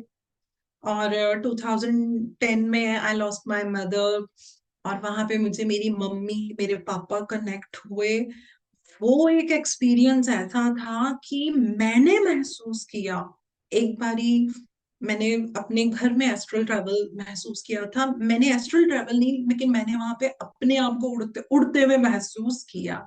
मुझे नहीं पता मैं हुआ कि नहीं, लेकिन वो जो मेरा एक अद्भुत एक्सपीरियंस हुआ। और भैया ने मुझे बताया कि दीदी बहुत देर हो गई थी, आप आ ही नहीं रहे थे, तो मैं ऊपर आया, लेकिन जब मैंने दरवाजा खोला तो आप जिस स्टेज में थे इतने उसमें, कहते मैं वापस ही चला गया, कहते मेरी हिम्मत ही नहीं हुई अंदर आने की। और जब मैं उस एक्सपीरियंस को करके जब मैं वापस, मतलब हुआ मेरा, तो फिर कहीं जाके मैं वापस आई।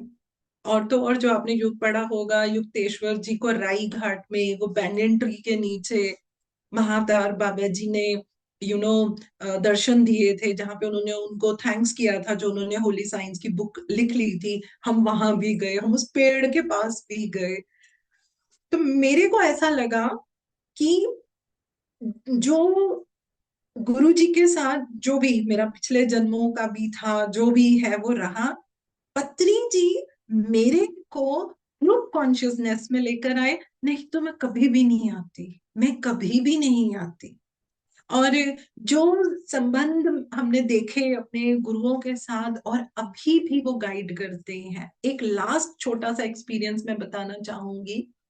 जब लास्ट टाइम पत्री जी जब दिल्ली में आए थे और जो उनकी स्थिति देखी, तो देखिए हम कुछ भी बोले, एक मन में उनको देख के बहुत वो लगा। तो ऐसा मन तो करता है ना कि नहीं, हमें अपने गुरुओं को कभी खोना नहीं है, ये हमारे हमारे साथ रहे। लेकिन जब पत्री जी ने अपना शरीर त्याग दिया, और उसके 6 महीने के बाद मेरे को पत्री जी के साथ एक ऐसा एक्सपीरियंस हुआ कि जब मैं उस एक्सपीरियंस से बाहर आई तो मुझे 2 घंटे लगे नॉर्मल होने में।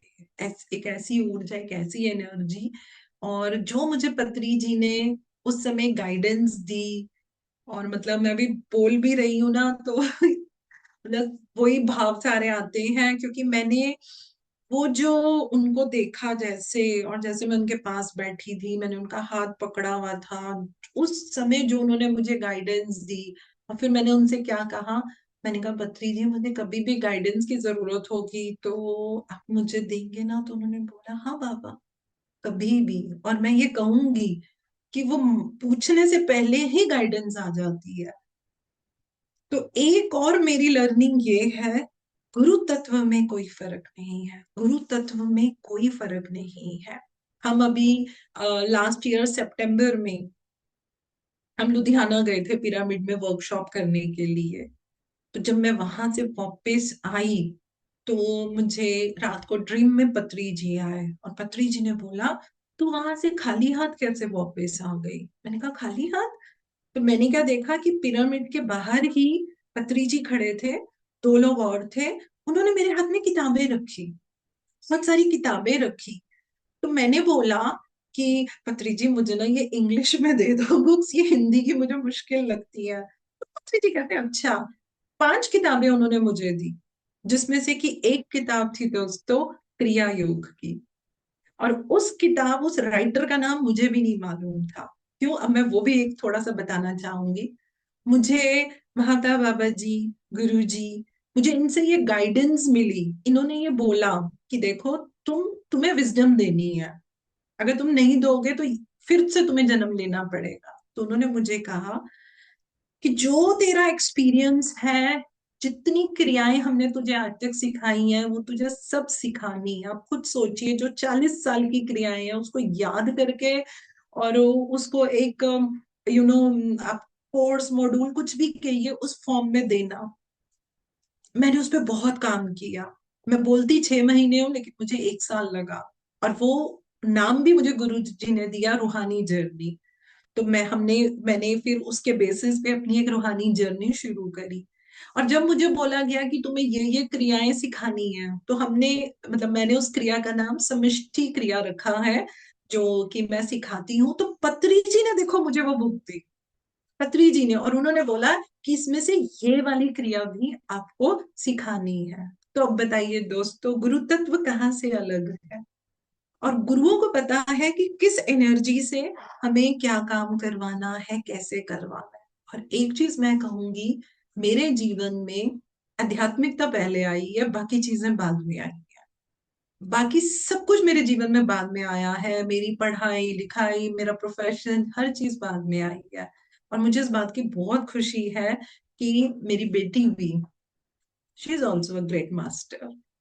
वो चीज एक समझ में आती है। और यूं तो दोस्तों मैं एक्सपीरियंस बताती रहूंगी ना तो मुझे लगता है ये हमारा सेशन खत्म ही नहीं होगा।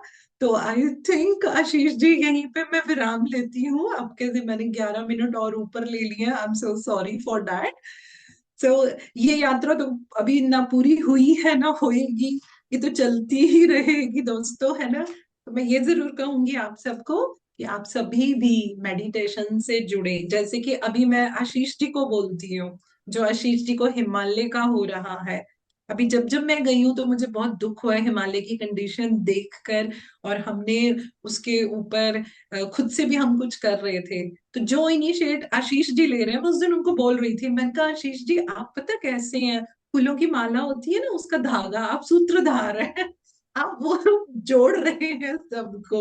सो this is the beauty to be a meditator, है ना? So thank you so much आप सबको अपना समय देने के लिए। and आशीष जी आपको भी thank you so much, thank you so much. Thank you ma'am. बहुत ही सुंदर अद्भुत एक्सपीरियंसेस पितामह के साथ के आपकी जर्नी के अंदर पूरा आपने, लेकिन जो है कि कह रहे हैं ना कि अभी और भी बाकी है, तो अब इसका सेकंड पार्ट भी आएगा। हाँ बहुत भाई, सेकंड पार्ट वाले चाहिए कि नहीं चाहिए? सेकंड पार्ट जल्दी बताइए सब लोग। हाँ, खिड़की दरवाजे खोल के सेकंड पार्ट चाहिए सबको कि नहीं? क्यों? हाँ, ये चाहिए। हाँ, इनको भी चाहिए। दादाजी आ गए, दादाजी। दादाजी से शुरुआत करते हैं। हाँ जी। हाँ सर। सेकंड पार्ट चाहिए। बिल्कुल बिल्कुल, श्री माँ फिर देख सुनेंगे उनको। श्री माँ को फिर सुनेंगे, बार बार सुनेंगे। बहुत बढ़िया। हाँ जी, डॉक्टर वीना जी। मैम। यस सर, चाहिए चाहिए। चाहिए चाहिए। यस। वाह, अम्मा, अच्छा लग रहा है सर। चलिए, आप लोग अपना अपना कुछ एक्सपीरियंस सुनाइए मैम के साथ का। मेरा तो मन ही नहीं लगता, वो सब माँ बताती है तो थकावट लगती है, मन नहीं लगता।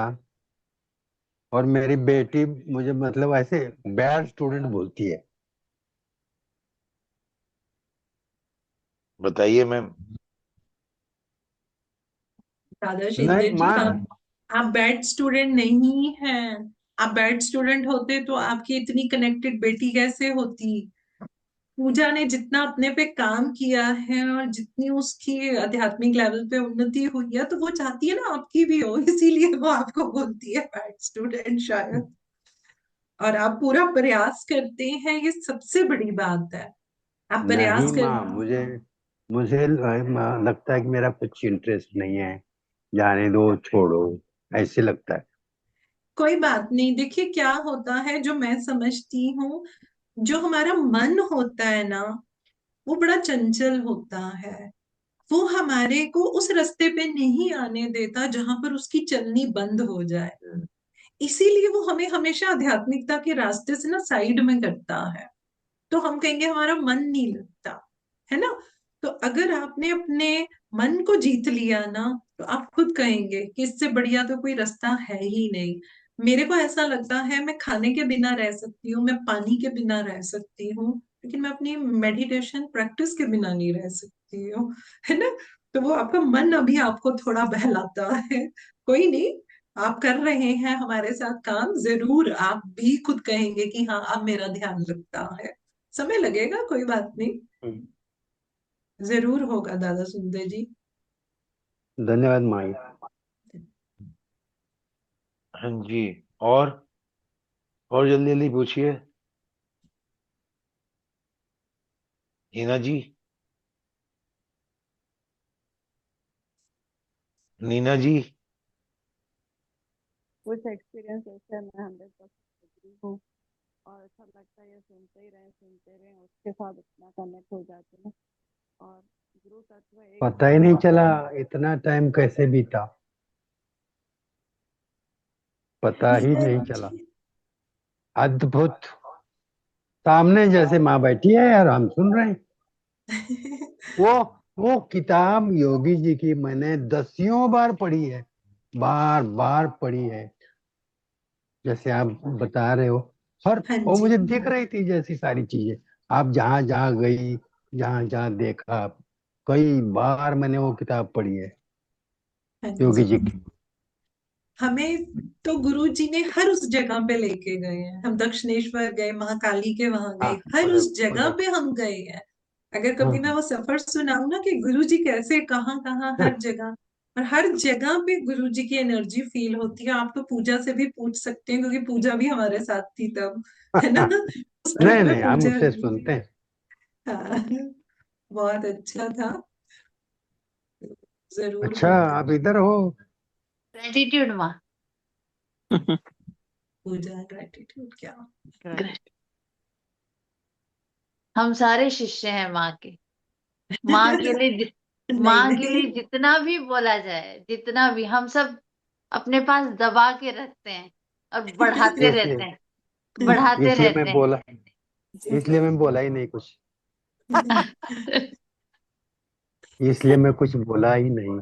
लेकिन माँ, बस दुनिया बहुत का ही, भला कर रही हो, हाँ, वो बहुत प्रणाम, अनंत बहुत अनंत बहुत तक प्रणाम। चलेंगे माँ के साथ, जहां हाँ, तक चल आपका सकेंगे कुछ। बस। मैं खुद सीख रही हूँ, मैंने खुद हाथ पकड़े हुए हैं गुरुओं के, बस मैं वहीं पे जा रही नहीं। हूँ। और हम सबको भी ओ खींच के लेके ओ जाइए माँ। ओ छोटे बच्चों वाली हमारी अवस्था है। हम आपकी उंगलियां पकड़ के चलेंगे। हम नहीं, छोटे ऐसा बच्चे कुछ वाले जैसे हमारी अवस्था है इसमें, आत्म में। नहीं। Thank you for your regard, लेकिन मैं भी सीख ही रही हूँ, बस हम नहीं सब माँ, मिलकर नहीं माँ, सीख रहे हैं। नहीं नहीं। आपको इतनी सारी जर्नी आपकी हुई है, अद्भुत। आपको बहुत सारे आशीर्वाद प्राप्त हैं। हम सुनते ही रहे, आगे ही सुनते रहे, आगे भी सुनते रहेंगे। बिल्कुल बिल्कुल। यस नीना जी। आत्मवंदन मैम। आत्मवंदन। मैम मैं लेट जो ज्वाइन की थोड़ा सा, और बट जब ज्वाइन की और बहुत अच्छा लगा, और आपको डीप ग्रैटिट्यूड आपकी जर्नी के लिए। और ये आपने जो पहले बोला, ये मुझे यूट्यूब पे मिलेगा सुनने के लिए। हाँ जी, आशीष जी है ना। जी मिलेगा। आश, आशीष जी रिकॉर्डिंग। शेयर करते हाँ हैं। हाँ, रिकॉर्ड क्योंकि मिलेगा, मैम, रिकॉर्ड मिलेगा। हाँ, क्योंकि मैं भी है ना महाअवतार बाबा जी, लाड़ी महाशय और इन सब गुरुओं से, योगानंद जी से तो पता नहीं मेरा क्या कनेक्शन है, कि जब मैं बस आपका सुन रही थी ना, तो ये जो ऑटोबायोग्राफी ऑफ योगी मैं कितनी बार पढ़ चुकी हूँ, और जहां मैं जाती हूँ और जहां सोती हूँ हमेशा मेरे साथ रहती है, जर्नी में भी साथ रहती है, हर जगह साथ रहती है। और मेरे पास उनके पोस्टर, और ये मैं नोएडा के आश्रम से लेकर आई थी, ये हाँ जो जी, हाँ। है ना। और आप मैं दिल्ली में सबको है ना रहते हैं इसका, नीना जी? नहीं नहीं, मैं गई थी मैं रिलेटिव के यहाँ, तो अच्छा, उनके यहाँ ओके। कोई एक्सपायर हो गया था, अच्छा तो अच्छा। मुझे कुछ ढूंढना होता है आसपास, तो मैंने वो ढूंढा, तो मुझे जैसे ही पता चला कि नोएडा में वो योगानंद रोड है और वो है, तो मैं तो अकेली चली गई, और मैं पूरा दिन वहां रही, और लाइब्रेरी में भी वहां रही। तो मैं ये लेकर आई थी, और ये मैं स्कैन करके, और ये सब मैं सबको देती हूँ गिफ्ट, वेरी और मैं अपने नाइस। पास ही और मतलब मैं, आप जब बोल रहे थे ना, मैं इतनी एनर्जी फील कर रही थी कि मैं बता नहीं सकती। और इतना डीप मेडिटेशन था कि ऐसा लग रहा था कि आप बोलते जाओ और मैं सुनती जाऊं, और ब्रेक नहीं हो। मेरा क्या है पता नहीं, मतलब ये आप समझोगी कि शायद मेरा पास्ट लाइफ से कोई कनेक्शन है बिल्कुल इनका। नीना। ऐसे हो, एक बार ही पता है मैं गुरुजी को डे वन से पता है क्या बोलती हूँ, माय दोस्त हम्म, एंड गुरु। और हाँ कुछ साल पहले मैंने कहा मैं आपको दोस्त और गुरु क्यों बोलती हूँ। तो कभी कभी आता है ना, मजा आता है गुरुओं से जिद करने का। मैंने कहा आप मुझे ये बताओ, मैं आपको दोस्त एंड गुरु क्यों बोलती हूँ, क्यों बोलती हूँ। 3 दिन में मुझे उसका आंसर मिला। उन्होंने मुझे सब दिखाया, तो वो मैं थोड़ा भी शेयर नहीं कर रही हूँ। उन्होंने मुझे सब दिखाया तो मुझे समझ में आया। जैसे आप कह रहे हैं ना कि आपके पाँव अपने आप वहां चले गए, हाँ, आपने ढूंढ लिया। इसी और मैं तरीके से खूब सारी बुक्स लेकर आई थी वहां से वेरी गुड। और हमारे ग्रुप में जो मेरा सिरिन माइंड में है, उसमें हम गुरुजी की ही बुक्स के बहुत स्वाध्याय, हमने ऑटोबायोग्राफी का भी किया हुआ है, सभी वही करते हैं। तो मैं एक छोटी सी चीज बताऊंगी, जैसे आप बता रहे हैं ना, हम गुरुजी के घर गए थे कोलकाता में। तो वहीं पे अपने आप हम पहुंच गए गुरुजी के दोस्त के घर, जहां पे गुरुजी रहते थे। तो हाँ, बेल कहीं और बजानी थी, बेल वहां बज गई हमारी वहां बेल बज गई। और जब वो खोला तो रात का टाइम था, लेकिन वो हमें अंदर लेकर गए। इतना अच्छा लगा नीना।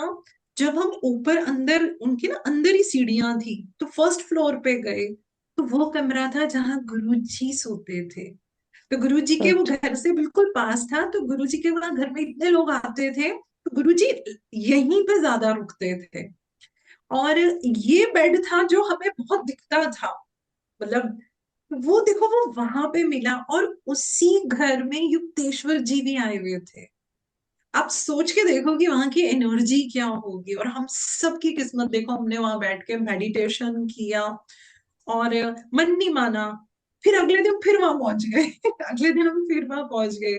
फिर ग्रुप के मेंबर को गुरु जी के लिए हार वार दिया था, क्योंकि उन्होंने उनके बेड पे ना गुरु जी की बहुत, और पता है वहां महसूस हो रहा था सीढ़ियों पे तो हाँ, मुझे कि वो गुरु जी साथ साथ चल रहे हैं। तो जैसे आप कह रहे हैं ना, वो एनर्जीज अपने आप हमें वहां ले जाती है। हम सोच के नहीं गए थे हम यहाँ जाएंगे, लेकिन हम अपने आप वहां पहुंच गए थे। सो आई एम सो हैप्पी कि आप जिस तरीके से पहुंचे हैं, और आप जितने प्यार से कह रहे हैं कि आप ये सबको दे रहे हैं। हाँ। तो बस मैं बातें।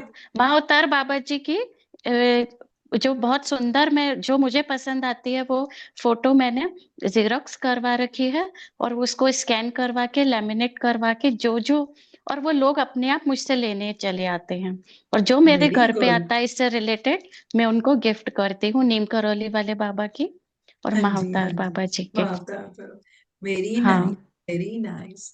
आपकी बारी तो हम और माता बाबा जी गए थे नवंबर, तो हम ऊपर पांडु खोली भी गए।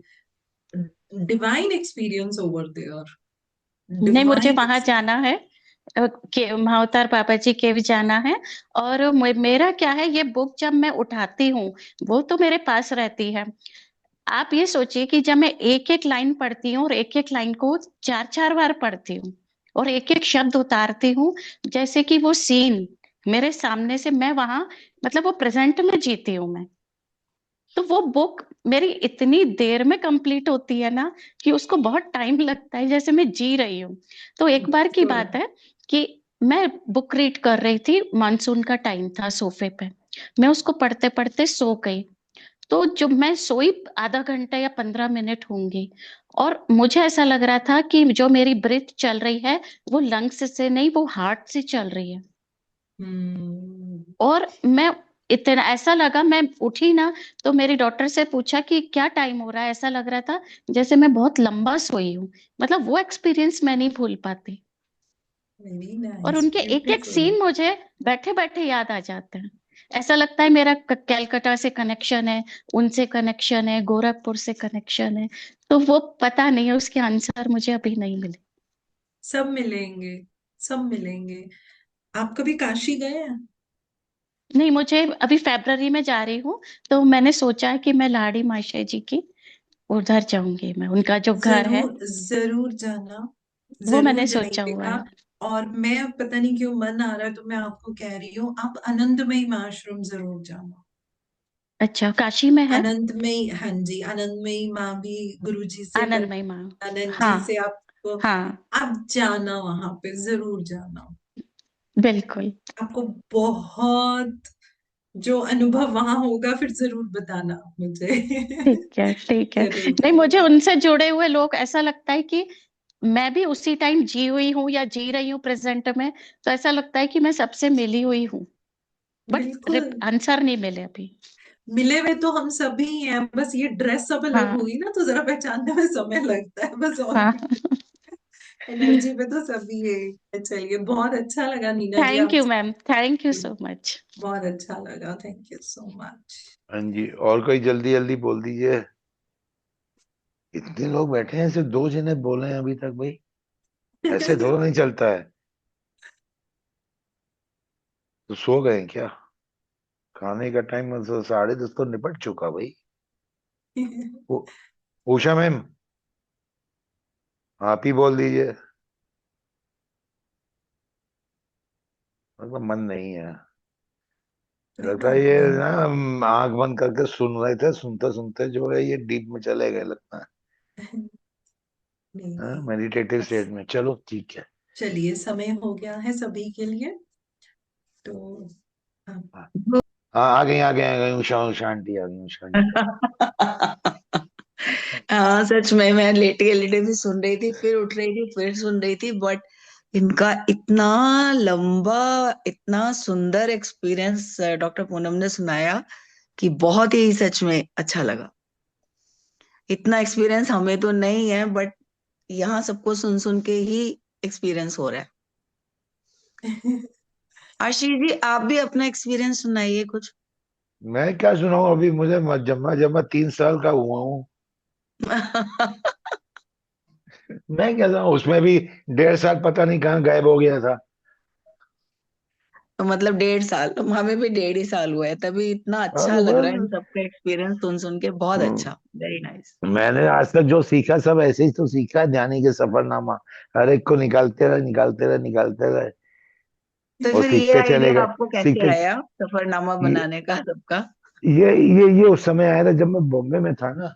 बॉम्बे हाँ में हाँ। था तो मुझे मौका लग गया लाइन के अंदर घुसने का। तो 3 साल जो है कि वहां पे धक्के खा पू के जो है वापस आए थे। तो भी सोचा था कभी हमारे अपने चैनल में जो है इनका एक्टरों का जो है ना वो करेंगे पॉडकास्ट, उनकी कहानियां हम्म, निकाल के सुनाएंगे। वो करते करते करते करते वो तो हुआ नहीं, ये हो गया। बहुत बढ़िया। और वो हमारे लिए एक बड़ा सुंदर सा जर्नी तो बन वहां गया पे भी सबके जो है, लिए। वहां पे भी छोटे मोटे रोल कर लिए थे, अपना शौक पूरा कर लिया था 2 साल। हम्म। उसके बाद पैसा ऐसा कुछ मिलता मिलता नहीं था, हमने कहा भागो यहाँ से। हम्म। तो अभी फिर आ आप गए। देहरादून में हैं? हाँ, मैं देहरादून में हूँ। फिर वहां पे बेटी का ट्रांसफर हो गया था गुड़गांव। तो हम्म। गुड़गांव आ गए। 2 साल गुड़गांव रहे तो फिर उन्होंने कहा कि यहाँ पे अपना भाई सेट हो जाओ। वाइफ ने कहा, बच्चों ने कहा, अपना घर ले लिया, वो लिए ससुराल यहीं पे ही है, तो सब है रिश्तेदार यहीं पे, तो यहीं पे सेट हो गए। अब माजरा माजरा क्या था, कानपुर का रहने वाला बॉम्बे घूम के गुड़गांव घूम के यहाँ पे आके सेट हो गया। क्या मैं बच्चों की वजह से इनकी रिश्तेदार नहीं है ना? मुझे तो यह भेजा गया है। बिल्कुल। आप हम कहीं पे भी जाते हैं, जिधर भी जाते हैं, हम अपनी मर्जी से नहीं जाते। हमको वहां पे जर्नी है, हमारी आत्मा, जर्नी है, वो इट अ हमारी जर्नी। आत्मा की जर्नी है कि हमको वहां वहां वहां वहां होते हुए जाना है। अब बहुत से एग्जैक्टली। लोग हैं कहते हैं हम तो भाई छुट्टियां होगी बच्चों की, चलो पहाड़ में चले जाएं घूम आए, मायके चले जाएं घूम आए, उधर लंदन चले जाते घूम आए। क्या वो अपनी मर्जी से जा रहे हैं? नहीं, उसको यूनिवर्स भेज रहा है उनकी तरक्की के हिसाब से। मुझको यहाँ भेजा गया क्यों? कुछ काम करने हैं सोल पर्पस के, उसके लिए बिल्कुल। यहाँ पे भेजा गया है। कुछ बड़ा काम करना है, उसके लिए यूनिवर्स ने चुना है, पितामह ने चुना है। आज वही चीज आ गई सामने। जब मैं जब मैं वहां से आया था, तो मैंने बोल दिया था 1 महीना पहले ही अपने ग्रुप में सब कि मैं देहरादून जा रहा हूँ, अभी के लिए बंद है, वहां जाके सेट होने के बाद शुरू करूंगा। लेकिन मुझे वहां पहुंचाया जा रहा है, कुछ बड़ा होने वाला है, और देहरादून में बड़ा होने वाला हो, चाहे वहां से कहीं। ये कहता था something is going to be big. वो बिग क्या है? वो मेरा पर्पस था, to save Himalaya, serve Himalaya. ये मेरा लाइफ पर्पस है, ये आखिरी सांस तक चलेगा। वो वेरी सबको गुड। धानियों को वहां पे पहुंचाना है, सबको रास्ता दिखाना है, सबको टीम वर्क पे करके लाना है। इंडिविजुअली काम करने का समय खत्म हो गया। हर एक जीना अभी तक इंडिविजुअल बेस पे ग्रुप चला रहे हैं, वो कर रहे हैं, ध्यान करा रहे हैं। उसका टाइम अब खत्म हो गया। अब यूनाइट होके काम करने का समय आ गया। इसीलिए यूनाइट होके काम करने के लिए ये 14 घंटे 14 मास्टर्स का प्रोग्राम कर रहे हैं, जो अभी फिर 14 तारीख को ही है। 14 तारीख, 14 घंटे 14 मास्टर। छोड़िएगा नहीं, क्योंकि सारे मास्टर जो हैं वो थर्ड आई मास्टर्स आ रहे हैं। सारे के सारे चैनिंग मास्टर थर्ड आई मास्टर आ रहे हैं। उसमें मैम भी हैं, उसमें आशा मैम भी है, उसमें प्रेमनाथ सर भी हैं, उसमें आपकी शंपा मैम भी है, उसमें साउथ के भी मास्टर्स हैं। टोटल सारे के 14 masters are the third eye masters. और क्या ग्रुप एनर्जी होगी आप सोच नहीं सकते। उस दिन मकर संक्रांति भी है, उस दिन पोंगल भी है, उस दिन जो है आपका हिमाचल में भी है का त्योहार होता है, उस दिन आसाम का भी त्योहार होता है। और उसमें सन की सबसे ज्यादा एनर्जी आएगी। Big big big big boom होगा उस दिन एनर्जी लेवल पे। सुबह 7:30 बजे मैसेज आएगा, 8 बजे से सेशन शुरू होगा, रात को 10 बजे सेशन खत्म होगा। और अगर मुझे और भी मास्टर में, तो मैं रात का भी उसमें कार्यक्रम और आगे बढ़ा दूंगा। I am searching for it. इसलिए 14 तारीख को कहीं पे भी हो, सारे प्रोग्राम कैंसिल करके आप पूरे 14 घंटे अगर आपने यहाँ बिठा दिए, आपकी तीसरी आंख खुल जाएगी, ये गारंटी है। अरे ऑनलाइन है? जी हाँ, जूम के थ्रू है। जूम मैम कितने के अपने, थ्रू। ग्रुप में होगा? हाँ हाँ, मैम मैम भी है। मैम मैम आपके, मैम अपने ग्रुप में आप जैसे आए हो, मैम अपने ग्रुप में ये डाल देंगी लिंक आपको सब। बिल्कुल फिर डालेंगे, बिल्कुल हाँ वो डालेंगे। डाल थैंक देंगी, वो डाल देंगी। Thank you. संक्रांति का इससे अच्छा सेलिब्रेशन क्या होगा? हाँ जी। अरे होना सारी चाहिए। दुनिया 31 तारीख को जश्न मनाती है। बिल्कुल। 31 तारीख को मैंने पहला 14 घंटे का प्रोग्राम ये शुरू किया था कि हम ध्यानी हैं, हम ध्यान करवाएंगे। और वो बिल्कुल। ब्रेक नहीं हुआ है। 31 तारीख को हुआ, फिर 4 तारीख को हुआ, फिर 8 तारीख को हुआ, अब ये 14 तारीख को हो रहा जा रहा है। उसके बाद 18 तारीख होने जा रहा है, उसके बाद 23 तारीख को होएगा। मेरे पास पूरे साल की लिस्ट तैयार है। तो आपने ये प्लेटफॉर्म अभी बनाया है सर, लेटेस्ट? नहीं, वो तो गुड़गांव में था तभी से चल रहा था। वहां पे ओके। तो मैंने 18 घंटे का प्रोग्राम किया था, पितामह पत्री जी के साथ 12 घंटे का, 12 मास्टर्स का। वो पूरा एक दिन का किया था, ध्यान जागना। फिर उसके बाद पूरा पत्री जी का बर्थडे वीक बनाया था 12 मास्टर्स के साथ। और 11 तारीख को उनका बर्थडे था, उस दिन 13 मास्टर थे। 13 घंटे अकेले किया था। आज भी मैं अकेले ही कर रहा हूँ। उस समय भी वेरी नाइस। पितामह ने कहा था, आज भी पितामह ही करवा रहे हैं। पर हम लोगों ने अभी जोड़ना था बस, तो हम भी जुड़ गए हैं, बहुत बढ़िया। बस, क्यों जुड़ना इसलिए था ना कि अब ये टाइम आ गया। उस समय टाइम नहीं था जुड़ने का, उस समय मैं जी। अकेला था। बहुत से मास्टर्स आए, काम किया 1 घंटे, आखिरी महीने में सब मना करके चले गए। मैं जहां से मैंने शुरू किया था वहीं पे मैं पहुंच गया था। और यहाँ पे जब शुरू किया है, तो वो जीरो से शुरू किया है फिर से। अब रफ्तार पकड़ रही है। क्यों? क्योंकि अब यूनाइट आशीष होने का जी, समय अब आ हम गया है। डोंट वरी, अब हम जीरो से हीरो बनेंगे। जीरो से हीरो से हीरो हीरो होंगे, बनेंगे यस। बस। तो thank very you good. Ma'am, thank you ma'am. मैं भी जो ठीक हूँ है कि जी। आपकी तरह भाव में बैठता चला जा रहा हूँ, लेकिन जो है टाइम भी हो गया है, सबको भी घर जाना हाँ, है। ठीक है। 10:30 हो गए अब सभी हाँ, का। अब फिर ठीक है, thank you second session so तो मच। लेंगे, सेकंड सेशन अरे लेंगे। अरे बहुत हाँ है। बिल्कुल पक्का। नहीं, अभी आप और अभी नए मास्टर्स अब को लेकर आइए, बोर हो जाएंगे सब सुन सुन के मेरी बातें। नहीं, अब आप थैंक नए यू मैम, मास्टर्स थैंक को यू, लेकर आइए, ठीक है थैंक यू जी। मैम, थैंक यू, चलिए, thank thank you you. So much सभी का, बहुत दिल से धन्यवाद। एंड आपका भी बहुत बहुत आशीष। धन्यवाद। ठीक है, थैंक यू 14 मैम, को मिलते हैं यहाँ। ओके जी, good thank you so night thank you ma'am, everyone. Good बहुत night, good good, thank night. You, बहुत थैंक यू, सुंदर, थैंक यू। बहुत सुंदर थैंक यू बोला सो मच। पूनम जी आपने। Thank you Usha ji, thank you so much. पितामा gratitude. Blessings always with us. सब लोग बोलिए, Yes, his पितामा blessings blessings are always with us. always with us to grow. Yes, to go thank you, ahead. Thank you, Gratitude, sir. Thank you ma'am, thank you, thank you, आप सबको भी। Oh